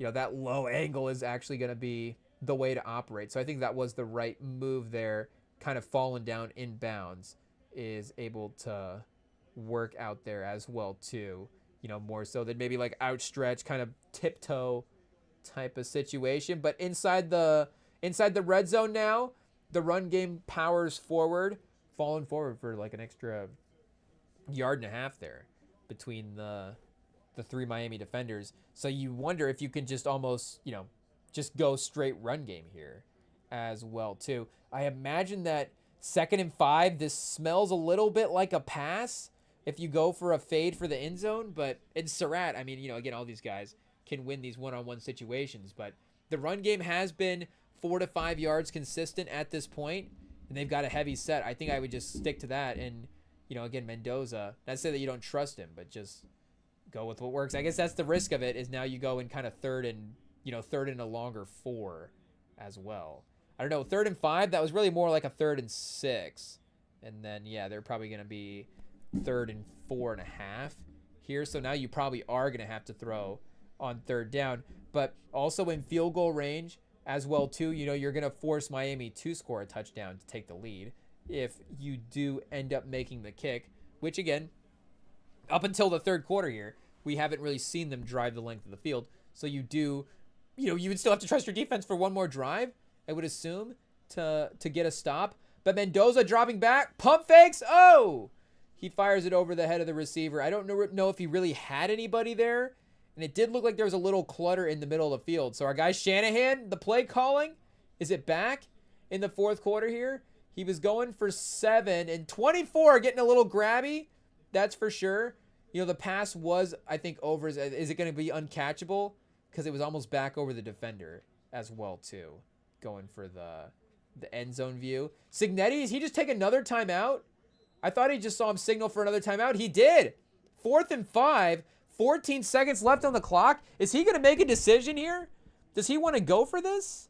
Is that why he's taking a timeout? Maybe he just didn't have time to run the field goal unit out, but they are close enough that you could potentially take the penalty there. It would obviously be, a little bit poor execution and, knowing what your decision making is and having that ready to go depending on what your scenario is there. But regardless, you are at, again, the benefit of field position, so you can potentially sacrifice 5 yards for the benefit of. I think in that situation, if you're gonna take the field goal, I'd rather have the timeout. You know, again, considering 9 minutes left for the last 8 minutes of this game or whatever your last possession is. I guess maybe Mendoza's veteran quarterback capabilities can, you know, help you navigate the time management of some of those possessions. But yeah, I think I'd prioritize the timeout there over, you know, again, what would still be, I guess, an NFL extra point. You know, hey, yo, I don't know how much we really trust our kicking game here. If you're Indiana, you know, maybe it's just really in a place where you just got to be as close as you can. I don't know. But he is going to go for it, which is that, are we getting this right? Yes, he's going for it. So if you're going to make Indiana go the length of the field, I guess this is is there analytics here? Is there analytics here of going up 10? I guess they're not going to necessarily score a touchdown on this play. The first down is at the 8-yard line. Mendoza runs for it. Oh, Chatty breaks a tackle. He does score. We were wrong. I knew we were going to jinx it. It is what it is, but you got to let the players make plays, I guess, regardless. Miami has a chance to make several tackles there, and Mendoza powers through, chat. Oh, do we have to add John Elway to the list of what's the Mendoza wheel of quarterbacks? Hey, yo, is that John Elway in the Super Bowl flying around in the defense right there? John Elway, Andrew Luck, Matt Ryan, Kirk Cousins. Who is the other guy? Mitchell Trubisky, I forget. But he gets the touchdown, chat. 10-point lead. Mendoza finally with the highlight play. The big step up moment there in that drive. Hey, yo. So 9 minutes in, I guess the timeout does work for Cignetti as well, too. Shanahan with the play call. That had to be a design run. I mean, Mendoza definitely could have made a decision there. Oh, chat, the leap into the end zone. Oh, it's going to be on posters in the Indiana fans' bedrooms. It is what it is. Do kids still have posters? It's going to be the screensaver on kids' iPads. What is the modern day 2025 version of it's going to be their profile picture on Instagram? I'm not sure. But it's going to be an iconic image nonetheless. It'll be posted on their Snapchat stories, I think, is what's going to end up happening. But Mendoza, chat. Hey, yo, the drama, the great run, the greatest run in the history of Indiana football. I don't know about that, but if it is in the sports movie there, that was a good sports movie moment for our guy, the Heisman Trophy winner. And again, for the Heisman Trophy winner to make an impact play like that, even if it's not, the Heisman Trophy type of game. I think he does bring himself into contention, though, for can he win the MVP if he's got -8 rush yards but a touchdown? Hey, yo, what's the fewest rush yards ever with a touchdown in a game? -8 in a touchdown is got to be historic. So that might be MVP level stuff right there. I don't know. Does that put him at 140 some yards total for the game? And now a touchdown? Is Kalen Black still the MVP of the game? I guess maybe he's one of the defensive guys or the offensive linemen at this point. We've got Fisher with a tackle for the loss. Oh, Pons does have 2 passes defended him, 4 tackles. It might honestly be Pons. Is Pons the MVP of the game? Oh, the guy with the pick 6, Isaiah Jones. Is this like a, we hate to say it, like a Malcolm Smith situation? Hey, yo, where are we going there? Seahawks Super Bowl. Shout out our guy Manning. That's why we hate to say it, because our guy Manning, unfortunately, lost the game pretty poorly. Or, Tracy Porter's situation as well, too. Yeah, it hurts to say, Chad. It hurts to say, but... And maybe, actually, did Breeze win the Super Bowl MVP for that? We're not even going to go back and check. It doesn't even matter. But, yeah, maybe that is the vote at this time. We've got Akeem Mizador with 2 tackles for a loss for Miami at this point, and Bain as well, too. And he's got 2 sacks, blitzing. And then Tiore with a pass defended and 8 tackles. We've got O.J. Frederick Jr. with 2 passes defended as well, too. And who was the guy for the Tankathon board here for the corners? Was that Frederick that they had listed? Oh, Scott. Keontae Scott.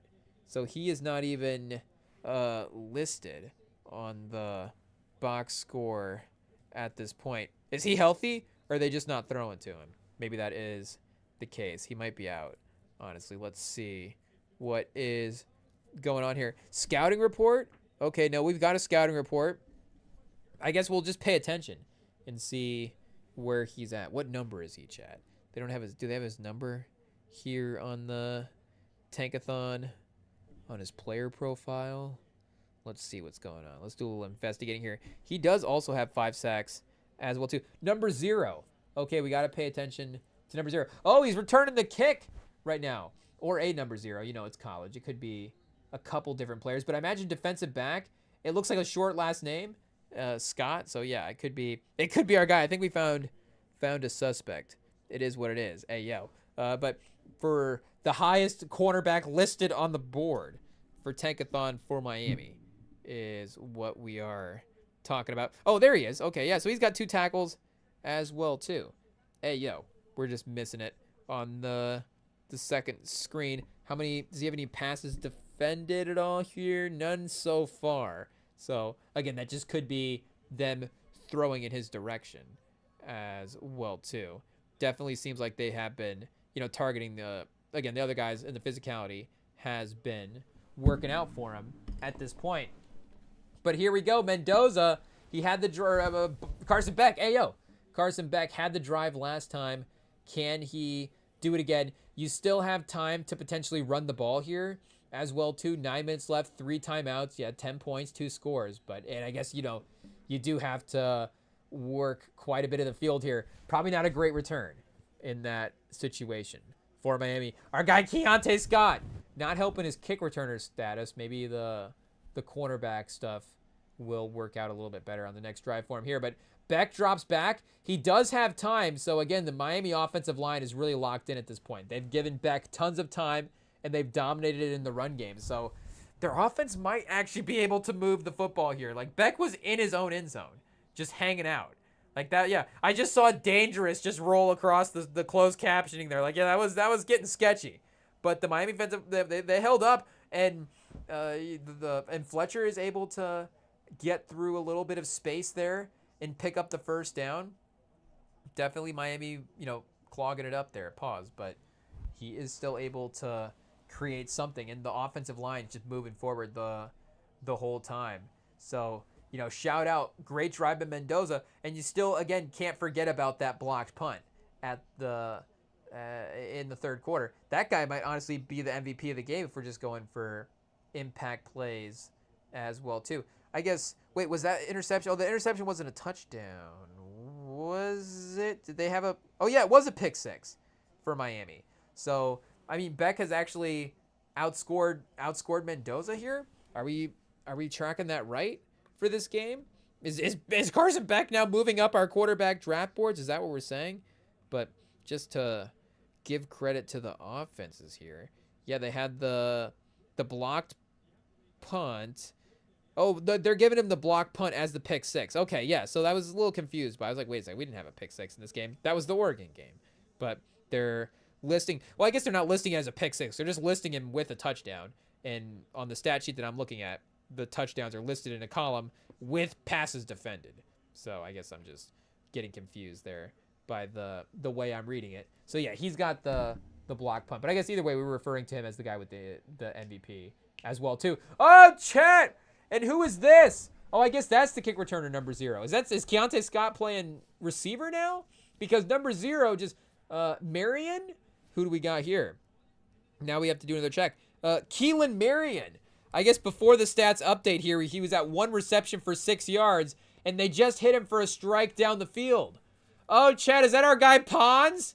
Oh no, our guy Pons getting beat. Pause 1-on-1. He's right there playing, I guess, great / pass interference level defense. There's a fine line between that, but he is tippy-toeing down it.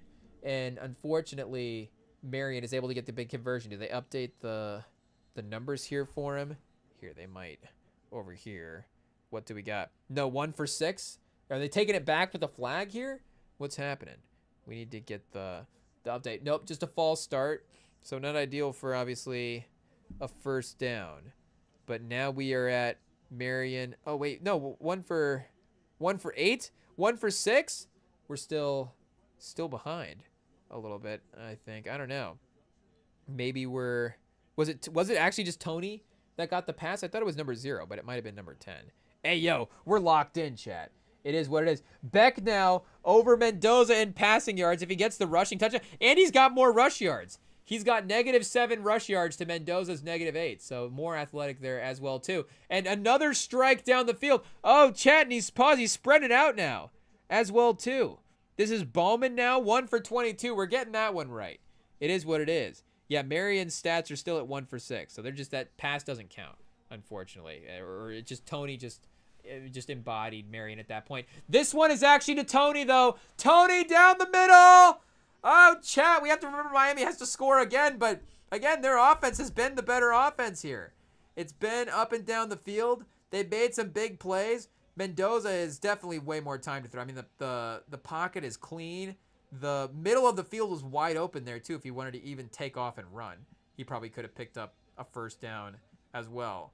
But he hasn't even had a chance to really hit Tony down the field up until the second half, and now they're finally able to get him routed up, and you see what that is able to do for the offense. 74 yards after the catch of his 93 for Tony. So, again, even when you're targeting down the field as well, too, you're just giving him a head start. Hey, yo, Beck all day. Oh, right off the hands of, was that Fletcher? Yep, right off the hands of the running back. Could have been picked off there. Could have destroyed. Whoa, chat. Hey, yo. Shout out the cameraman. We got celebrities in the crowd. Hey, yo. It is what it is. You know, I guess just great influencer personalities. You know, we got to respect the brands. Anybody that's out there hustling, you know, has our respect. It is what it is. At the national title game. I don't know. Do we have to go back and check the tape? We didn't get a name card for that celebrity, but I don't know. Is celebrity the right term? I think it is. It is. Speaking of celebrities, Tony! Oh, chat! Touchdown! Miami's going toe-to-toe. We said what? We said Miami couldn't even get to 30. I guess they're at 21, so they might not get to 30 in this game. But, you know, they're right in striking distance.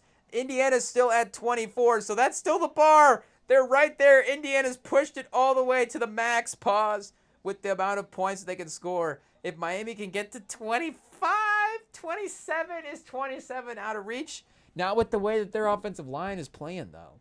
Hey, yo.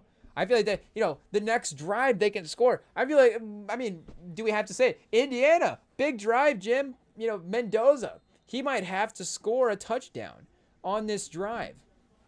I think Miami, outside of a Carson Beck turnover, outside of what we saw there with the pass ricocheting off of Fletcher's hands and almost being, you know, what could have been a dangerous situation, you know, that is the type of thing, or a fumble or something chaotic. But at this point, for that credit the Indiana defense with, as they were great in the first half. You know, you got to give them credit where credit is due. But the Miami offensive line has really stepped up here, protected Carson Beck, has allowed this offense to be able to move up and down the field, and I think really giving them the advantage. So again, Indiana, you know, at least on that side of the field, so that side of the football. So, you know, Indiana does have that capability as well too, and we'll see if they are able to hold up here. But the ease to which they are operating, you know, it does seem like this is the easiest time anybody has had here so far.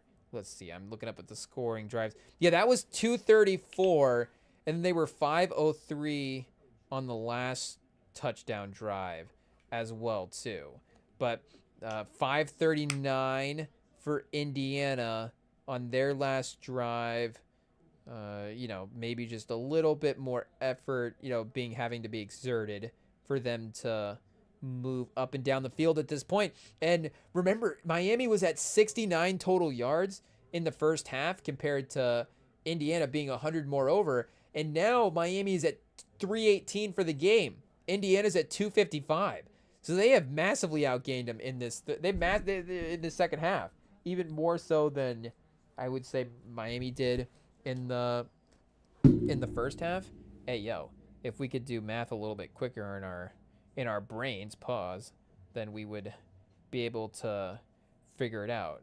But they've put up 249 so far in the first half compared to Indiana. I guess has not even put up 100. We can do that math. 86. So, yeah, definitely the more dominant performance so far, surprisingly, has been Miami in this stretch of the game compared to Indiana earlier. But, again, the special teams play has been the shifting factor so far in the differential. And Signetti having the willingness to go for the touchdown, the fourth down there, instead of the field goal. You know, again, I don't know if this is the perfectly called game, but the play call worked out, and you maximize your opportunity there by getting a touchdown. If you convert that to 3, you know, you're obviously looking at a tied game in this scenario. And tied game, Mendoza, 6 minutes left, you know, you love to see it. You trust your guy. But, you know, now, of course, you have the advantage of field goal still gives you a little bit of leeway as well, too, for these scenarios. But, yeah, Beck, again, they have more yards, but Beck now the most passing yards. Fletcher, the leading rusher. Tony, the leading receiver in the game. The defenders are leading in the defensive stats as well, too. So, hey, yo, shout out Nick Saban. Turns out he knows a thing or two about football. This Miami team is actually pretty talented. And maybe it has just been that, and, you know, not to say that Cristobal hasn't had his team locked in or whatever over the course of the year, but, I mean, Indiana has been operating on a different level of motivation, maybe, where, you know, or maybe just even a different high on what the season is as well, too. Obviously, a little bit more successful from a winning standpoint. But, you know, again, this is literally the best team in Indiana history. So everything that they're doing and they're achieving right now is perfect. You know, again, you've been able to compliment them literally every step of the way. They've been breaking barriers for Indiana Hoosiers football for what is possible. Miami, literally the only thing you can compliment at this point about a Miami season is if they win this game right here. The only thing that they can do for comparing themselves for, again, the legends and the great teams is just, hey, can you win a national title? And even still, like we're saying, you know, some of these other teams, it's just, they have so many Hall of Famers that it's like, well, this team is not as good as the 2001 team, you know, legendary that team or whatever. You know, not saying that Miami fans would be complaining about that, but I'm just saying there's so much legendary stuff that is just being infused into the dialogue of the season that Indiana, again, is not having to deal with because this is new. So the fact that all of a sudden now, you know, the talent discrepancy is not as much as we thought, you know, hey, maybe that's the case. And, you know, like we're saying, Carson Beck as well, too, as, you know, good as he's been for the team, the games they did the games they did lose were a little bit turnover heavy from the quarterback position there. So, you know, again, they kind of go as Beck goes, and Mendoza was a little bit more consistent for Beck throughout the course of the regular season. But the rest of the rosters, you know, this is probably right up there with the best actual start to finish roster in college football. And Georgia might have been there as well too, but I think, yeah, Miami might be, I don't know, now we're just saying it, you know, as Miami's going toe to toe with Indiana in this way. But again, if you're going to get Carson Beck outplaying the Heisman Trophy winner, and that is maybe not him, again, throwing for, you know, 395 yards, but whatever the performance he needs to be better, he is achieving that mark. If you're getting that from Carson Beck, again, you have the team to be able to kind of go toe-to-toe with any team in the nation. Get the impact players to do that. But Mendoza rolls out. Cooper gets a pretty good pickup on 3rd and 4. They definitely leave him uncovered there. Good play call. Shanahan in his bag here a little bit in the 4th quarter is starting to dial some stuff up. That did look like a little bit of a 49ers type play with some motion and the bootleg and hitting a guy to the sideline, and you see some creativity being infused there. It does seem like, you know, some of the motion stuff and maybe some of that, you know, Shanahan offensive stuff is not like totally what this team does, but hey, I'm assuming that, you know, he can have his own unique style as well too. But 1st and 10, the run, I mean, everything being built around the run game, power run team, I think is the similar threat there. Like we're saying, the creativity and the play designs, and then the how you are calling your plays throughout the course of the game are the places where Shanahan would definitely separate himself there. But our guy Mike is making a name for himself. He's putting together a closing drive here, and just even again, you obviously have the lead, but just taking up the time as well too. I mean, if you can run the clock out at this point, that's awesome. You know, you're gonna end the game as the national champions, but you are also really compromising Miami's a chance to respond as well too. They do only need a field goal, which does help, and their defensive line steps up there. It's who is the leading tackler for this team? I don't know if we tried to say his name earlier, but he is able to break through there. Wesley Bizantha? Hey, yo. Bizantha? We might need a pronunciation guide. It is what it is. Shout out. 31, making plays. Our guy Wesley. Wes? Do we call him Wes? I don't know. We're trying. It is what it is. But 3rd and 7. Mendoza, you've got Herb Street pointing out that they're giving Cooper space on the route. It's a move. Oh, he goes to Becker again. Becker's been the guy down the sideline in the big moments that he's relied on. You know, Surratt all year as well, too, one-on-one. But is he roommates with, like, what's going on here? Becker's been making big plays. You got to give him credit. And maybe it's the corner matchup as well, too. Like we're saying, maybe it's Scott on the other side guarding Surratt that makes you want to go the other way. But twice now on 24, he has been able to get those catches down the sideline. It's been, again, leading him back toward the football a little bit lower, kind of dropping it like right in his hip instead of, again, like a high point pass or hitting him in the chest or something. Somehow dropping it into his hip. But, ayo, pause. But it's worked. The running back to the outside, stiff arm, sideline, 1st down. They're driving closer to the red zone at this point. Hopefully the Sling TV doesn't crash as people are trying to tune in with the last couple of minutes. Do we need to pull it up on a second screen just to be safe?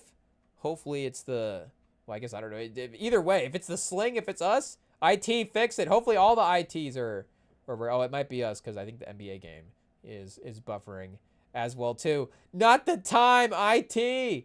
Get on it. See what we can do. Not to deliver harsh orders, but it's just an intense situation. 2:16 left. We got clutch time here. It is what it is. We might actually have to go to the backup screen and see what's going on. Oh, there we go. We activated it. Shout out. It is what it is. Did we accidentally hit pause or something? I don't know, but we got the run to the outside. I guess we're probably behind the live feed at this point because it did pick up from the same spot that it's buffering. So shout out. Hey, yo. We're not going to get to lose a second of screen time for the game. Oh, 2-minute warning. Okay, we can skip forward maybe. Catch back up. Can we skip through the couple seconds of commercial that we're going to be behind here? Pause. Let's see. Oh, this is clutch. Hey, yo. Perfect time to catch back up and skip through commercials with less than 2 minutes left.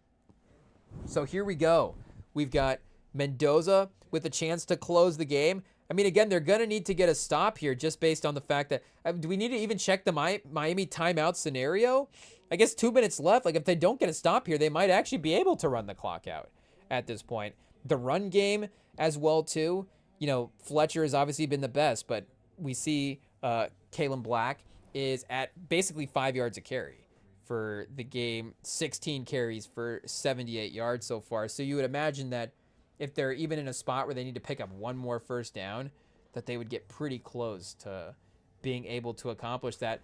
And this is a 3rd down that is stoppable because it is, a little bit lengthier. Ayo. As well, too. Was it 1st and 10? Is it 1st and 10 right now? Did they get that 1st down? Hey, yo. So this game's over, Chad. Miami's cooked. It is what it is. This is tough. Shout out Ruben Bain. It was close. It was a good effort. But, you get Carson Beck throwing for more yards than Mendoza, and you're going to lose. They're both 16 for 17 as well, too. Mendoza just had the touchdown on the ground, and Beck had his passing. But obviously, both able to score there. Fletcher, 2 touchdowns. Yeah, shout out the Miami offense. They've done what they've needed to do for the most part. We said Beck needed to lead 3 touchdown drives, and he did do that. So I guess unfortunately we might have been wrong there. It is what it is. But at least, you can't necessarily say that it wasn't, is there a blame game to be shuffled that way? I think if you're a Miami fan, that's a good way to, if you do end up losing this game, that's an okay way to go down in defeat because, again, there were definite question marks there.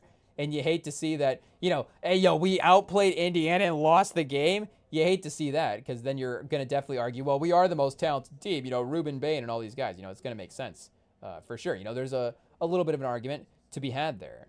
But, yeah, I mean, again, this is the recipe for playing them for winning here. So, yeah, 2 minutes left, 3 timeouts. I guess this is the stop because if you hold them to a field goal here, you can still get that touchdown drive. But, yeah, I guess one more first down, like we're saying, either way, you would probably be in a position to be able to run out the clock. And there it is! There it almost is. Maybe you need to run, maybe it's not 1 first down. Maybe it's just like 5 more plays. If you run 5 more plays, this game is over. So there's 1, and there's a timeout. Do we get a timeout for Miami? They're not taking it off the screen at this point. I guess, did they stop the clock because it's actually a first down or not? No, there we go. Okay, Miami did take a timeout. 2nd and 1. You can still get a stop on, on a short yardage situation. It is possible. But, both offensive lines now at this point have started to take a little bit of control of the game. Becker, the last 7 games, 40 for 70 and a touchdown. They were showing like he was like, popping off over the last, 4. Hey, shout out. You love to see it. But has his production decreased over the last couple of games? He had 500 yards through the first handful of games. So I don't know. Go back and do the math there. I'm not sure what that stat card was. But the couple of catches that he made in this one were crazy. And honestly, that might have been the stat line for this game. 4 for 70. Is he just at 2? Wait, what's he at right now? We have the stats right in front of us. We can look. Yeah, he's at 4 for 65. So I don't know why they were showing that as this was his last. They filtered that down to his last 3 games. So he's had 5 other yards over the last 2. Like, just say tonight compared to the, whatever. Like, tonight he's having a good game. It is what it is. I don't know why you have to pseudo discredit his other couple of games in there. But Carson Beck stressed out on the sideline. It is what it is, as you would be for the season on the line like this. 2nd and 1. Oh, timeout again. False start. A penalty. Oh, chat. A procedural error. They're going to be now 2nd and 5, 2nd and 6. That is going to be a big difference for false start. It's going to be on Indiana. Oh, they've been pretty much a clean football team. Is that Coogan? Oh, that's Smith. Okay. Is Smith an MVP candidate as well, too? Oh, just a little flinch, chat. Hey, usually is all it takes. Pause. But you've got, they played a pretty clean game from a holding standpoint as well, too. They haven't really had too many penalties. Can we even check here what the team penalty situation is? I mean, again, shout out to the crew for not getting too into that. So, yeah, 3 for 20 for Indiana. And you see there the run game, now that they are able to step up, 2nd and 1, it just becomes a tough situation there to get that first down stop. But that's a game changer, chat. Hey, now you go 3rd down. I mean, Mendoza, we've seen him on the ground now as well, too, run in these goal line situations. So I don't know if you have to have a spy for Mendoza out there. But the play calling and the possibility that you could get the ball back with the opportunity to still win this game is now actually something that is a little bit more feasible. And they had the swing moment, like we were saying, with the touchdown special teams play earlier. So is that the break that Miami needs the other way to be able to capitalize and get back in? So 3rd and 5, chat. Hey, and I guess we also saw Cignetti is willing to go for these 4th downs. Like, if he thinks he can stop Miami from getting a field goal in this situation as well, too, or if he's willing to even go to overtime, if he's willing to stop. I guess Miami's ability to kick a field goal is probably what is influencing some of these decisions for Indiana as well, too, because they might not even trust their kicking game. So if you know that if they know that they just have to go for a touchdown again, but like we're saying, their offensive line is blocking pretty consistently. It feels like they could put together a pretty consistent drive. So the run to the outside, immediately swarmed by Miami defenders. It's going to be 4th down. You take a timeout here. Does Cignetti go for it, I guess, is the question, because a minute 47 left is, in college, the first down reset or the first down stop for the clock. Plenty of time for them to get down the field. So again, the issue for Miami becomes, what do they need in terms of a score? Do they trust their kicker at this point, who has had some playoff struggles? But great job of everybody being in their lanes there. There wasn't really a place for him to even bounce out to. You could see everybody getting there to contain. So you see the receivers are walking off the field. There's the kicker, the Indiana kicker for the first down. Have they even kicked field goals in this playoffs? Man, they've just been going up and down the field scoring touchdowns. I guess they did kick one earlier in the game, but for the most part, it has been, Mendoza leading this team up and down the field. So 6 points, again, puts that definite pressure if he is able to convert this. I guess, do we get another special teams dramatic moment? Nope, right down the middle. Hey, yo, the drama-free effort there from the Indiana kicker. You love to see it. But here is Carson Beck's opportunity. I mean, he can literally win the game right here. They can go down the field. They can score a touchdown. They don't even have to go for 2 and get tricky to pull ahead. They can just a good old-fashioned touchdown extra point, chat. You never see it in the advanced analytics era. It seems like all these guys put themselves in the situation. It's like, well, okay, well, now we have to go for 2. We went for 2 for the last time. We didn't go for 2 this time, so now we have to go for 2 this time. Like, okay. Like, what just happened to a touchdown wins the game?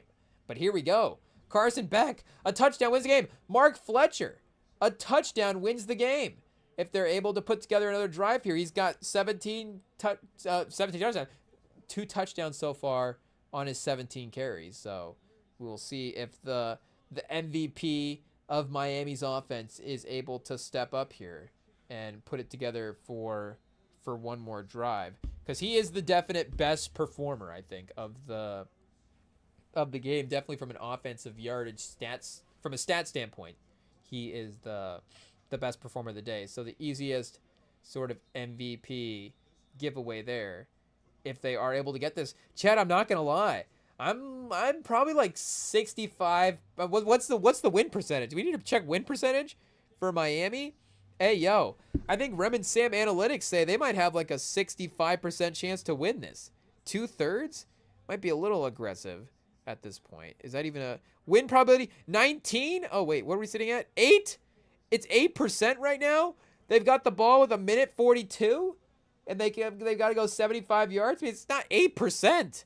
Hey, yo, this is how you know win percentages fall. Indiana had a 91% chance to win the game. It's like, this is a very manageable situation. This is like you drill this time and time again. This is perfect coaching drilling scenarios. This is exactly how we drew it up. I mean, Indiana is a great team, so you got to credit that. Oh, chat, this is why they have an 8% chance right here. Miami, they're immediately getting penalties. Delay of game? Jeez, chat. Hey, yo, you literally can't snap the ball after a kickoff in the last 2 minutes? Cristobal, you can't fall apart like this. Oh, no. The second half has been so good. You've been, you've been able to, like we said, put together multiple touchdown drives here. The run game has finally come together. Carson Beck has been confident standing in the pocket. And now you're going to be 1st and 15 because of delay of game? You didn't have to go to the line of scrimmage? Carson Beck's going to get pressured? Oh, they're not going to call that a fumble. Hey, yeah, that's going to be incomplete. He tried to flip it to the tight end, so maybe they're letting the play go there for a second. But now all of a sudden you're 2nd and 15, a minute 36. Indiana's pressuring. Indiana almost gets the sack as well, too. The unnamed Indiana defensive lineman. Is any of the Indiana defensive linemen named after Batman villains? Because then I guess we would be in on the draft stock. Is there a Dent? I guess there was. Shout out Richard Dent, Super Bowl MVP. I guess Bears, unfortunately, not going to be able to relive the 85 glory days. But Richard Dent was a legend. So I guess a Batman villain in that type of way. So we got Ruben Bain and Richard Dent as the all Batman villain teams. Do we have a I guess a Gordon. Is there a Commissioner Gordon? Is anybody named Commissioner in the NFL? We need to ask there. Carson Beck, though, took a shot, pausing that last play. So now we've got a gimpy Carson Beck, an injured Carson Beck on the play. We've got a concussed Carson Beck for the last minute 32.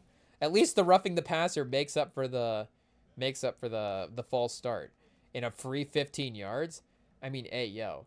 You get a little leading with the crown of the helmet, a little bit of a, kind of that step and a half into the quarterback. I mean, at this point, we get that anytime you hit a quarterback after he throws the football, it's going to get called. So it's just been drilled into us. It's like, oh, yeah, okay. I guess that's a penalty. But, old school football, I don't know if that's quite getting into that territory there. But Beck now at the 35, a little bit more time to dump it off to the running back. And now all of a sudden you're at midfield. So again, you don't, the field goal is out of the question, I guess, unfortunately, at this point. But the drive is now totally back on track in terms of the pace that you need. Beck all day to throw. Oh, Chad, he better make a good decision. Hey, yo. He's got Tony running across the field. Tony almost to the sideline. Took him so long to figure out where to make the throw, but he snags it. Not a lot of yards there, so you're letting the clock run down a little bit. That is, of course, the advantage of picking up first downs every play is that clock stoppage every time. Here we go. Across the sticks to Daniels.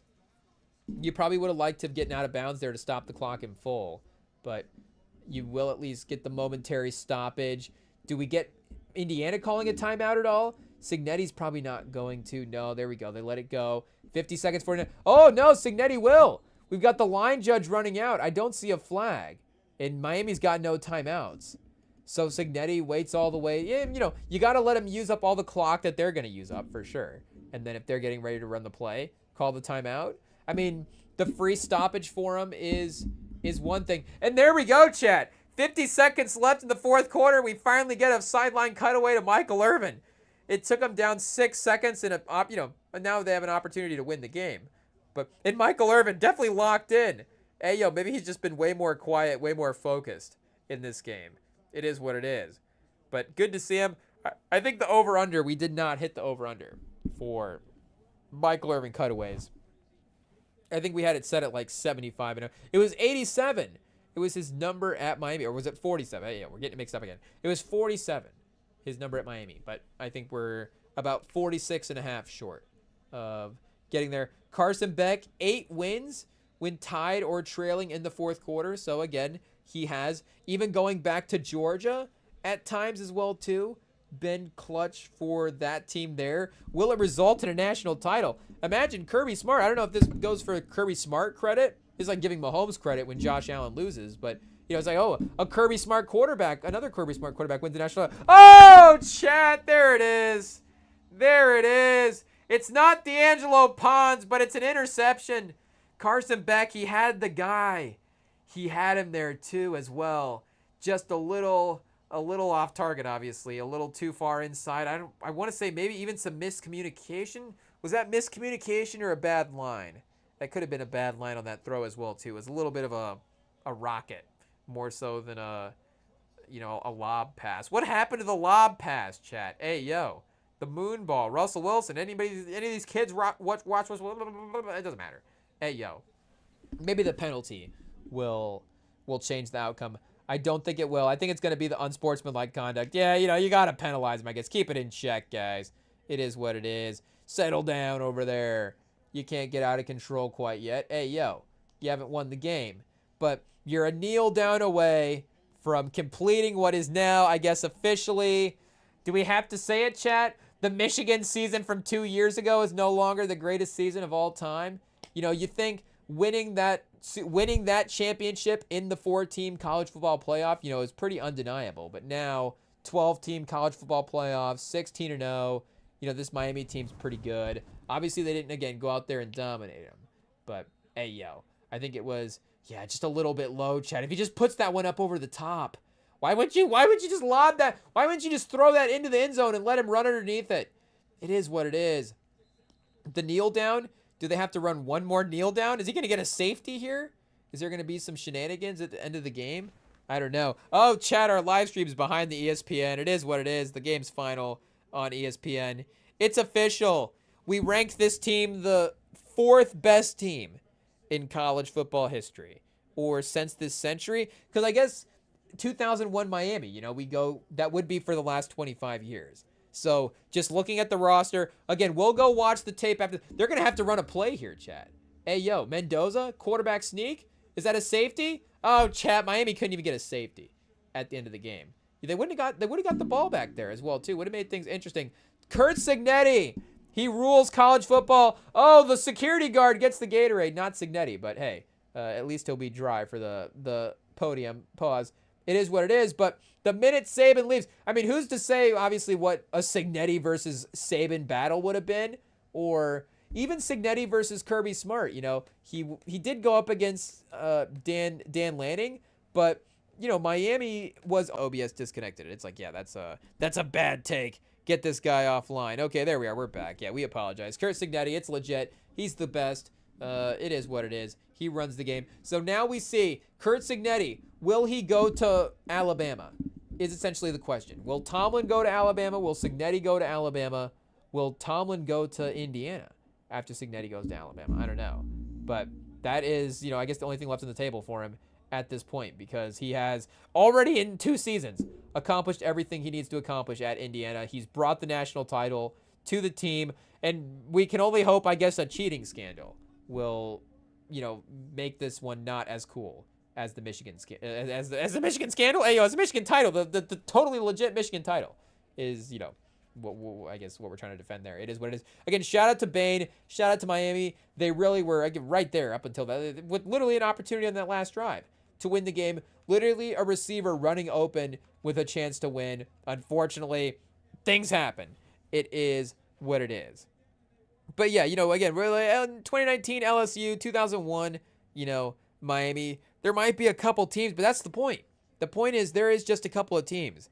And, again, maybe only time will tell ultimately how good this team is from that last sort of standpoint of, again, how maybe good are these players at the next level? I guess, does that even matter? What's just the ultimate football talent at the end of the day of these teams? Again, Miami might be the more talented team. You look at the end of the day, somehow they outgained them. They outplayed them offensively. Their defense was pretty good, but you get that game-changing punt and time of possession as well, too. They were able to dominate there, 2 for 2 on 4th down, and they're able to be national titles. Unbelievable, chat. Shout out. What a game. What a game. It ended up, I think, being a classic. Oh, we're missing the Mendoza interview. It's a classic Mendoza interview. Do we need to be quiet and see if will they copyright us for listening to a Mendoza interview here for a second?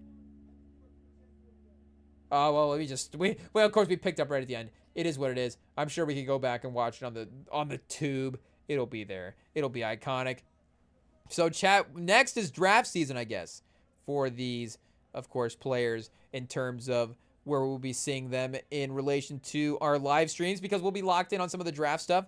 I'm sure we have to, lock in and figure out how good Mendoza is in this type of stuff, from our YouTube research, Carson Beck.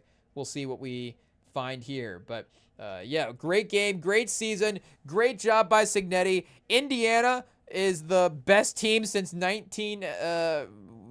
had to mess it up one more time. The best team since 1894, Yale. It is what we don't even, Yale Bulldogs? The Yale Hoosiers and the Indiana Hoosiers. So I guess, so close, chat. We could have watched Scarface tonight, but I guess it's Gene Hackman. It is what it is. Al Pacino or Gene Hackman. It's a decision we usually make when we're picking a movie. It is what it is. But hey, tonight, in honor of Curt Cignetti and in honor of the Indiana Hoosiers, we'll be queuing up Gene Hackman on Tubi. It is what it is. So we'll see y'all guys in the next live stream. Shout out Indiana. Great job. It is what it is. Michigan, we'll be back. Bryce Underwood, Kyle Whittingham. Look out. 2027's our year. It is what it is. So you can follow us, follow Michigan, and follow college football, of course, here on the live streams. Hey, yo, we don't follow just college football. We're here for NBA, NFL. We like sports, chat. It is what it is. But, we're here hanging out on the YouTube, having a good time. You can follow us here. You can follow us on the podcast feeds. You can follow us. You can send us messages on Instagram if you want to message us over there as well, too. But, yeah, we'll be back. Stay tuned to the YouTube for the next live stream, and we'll see y'all soon. Peace.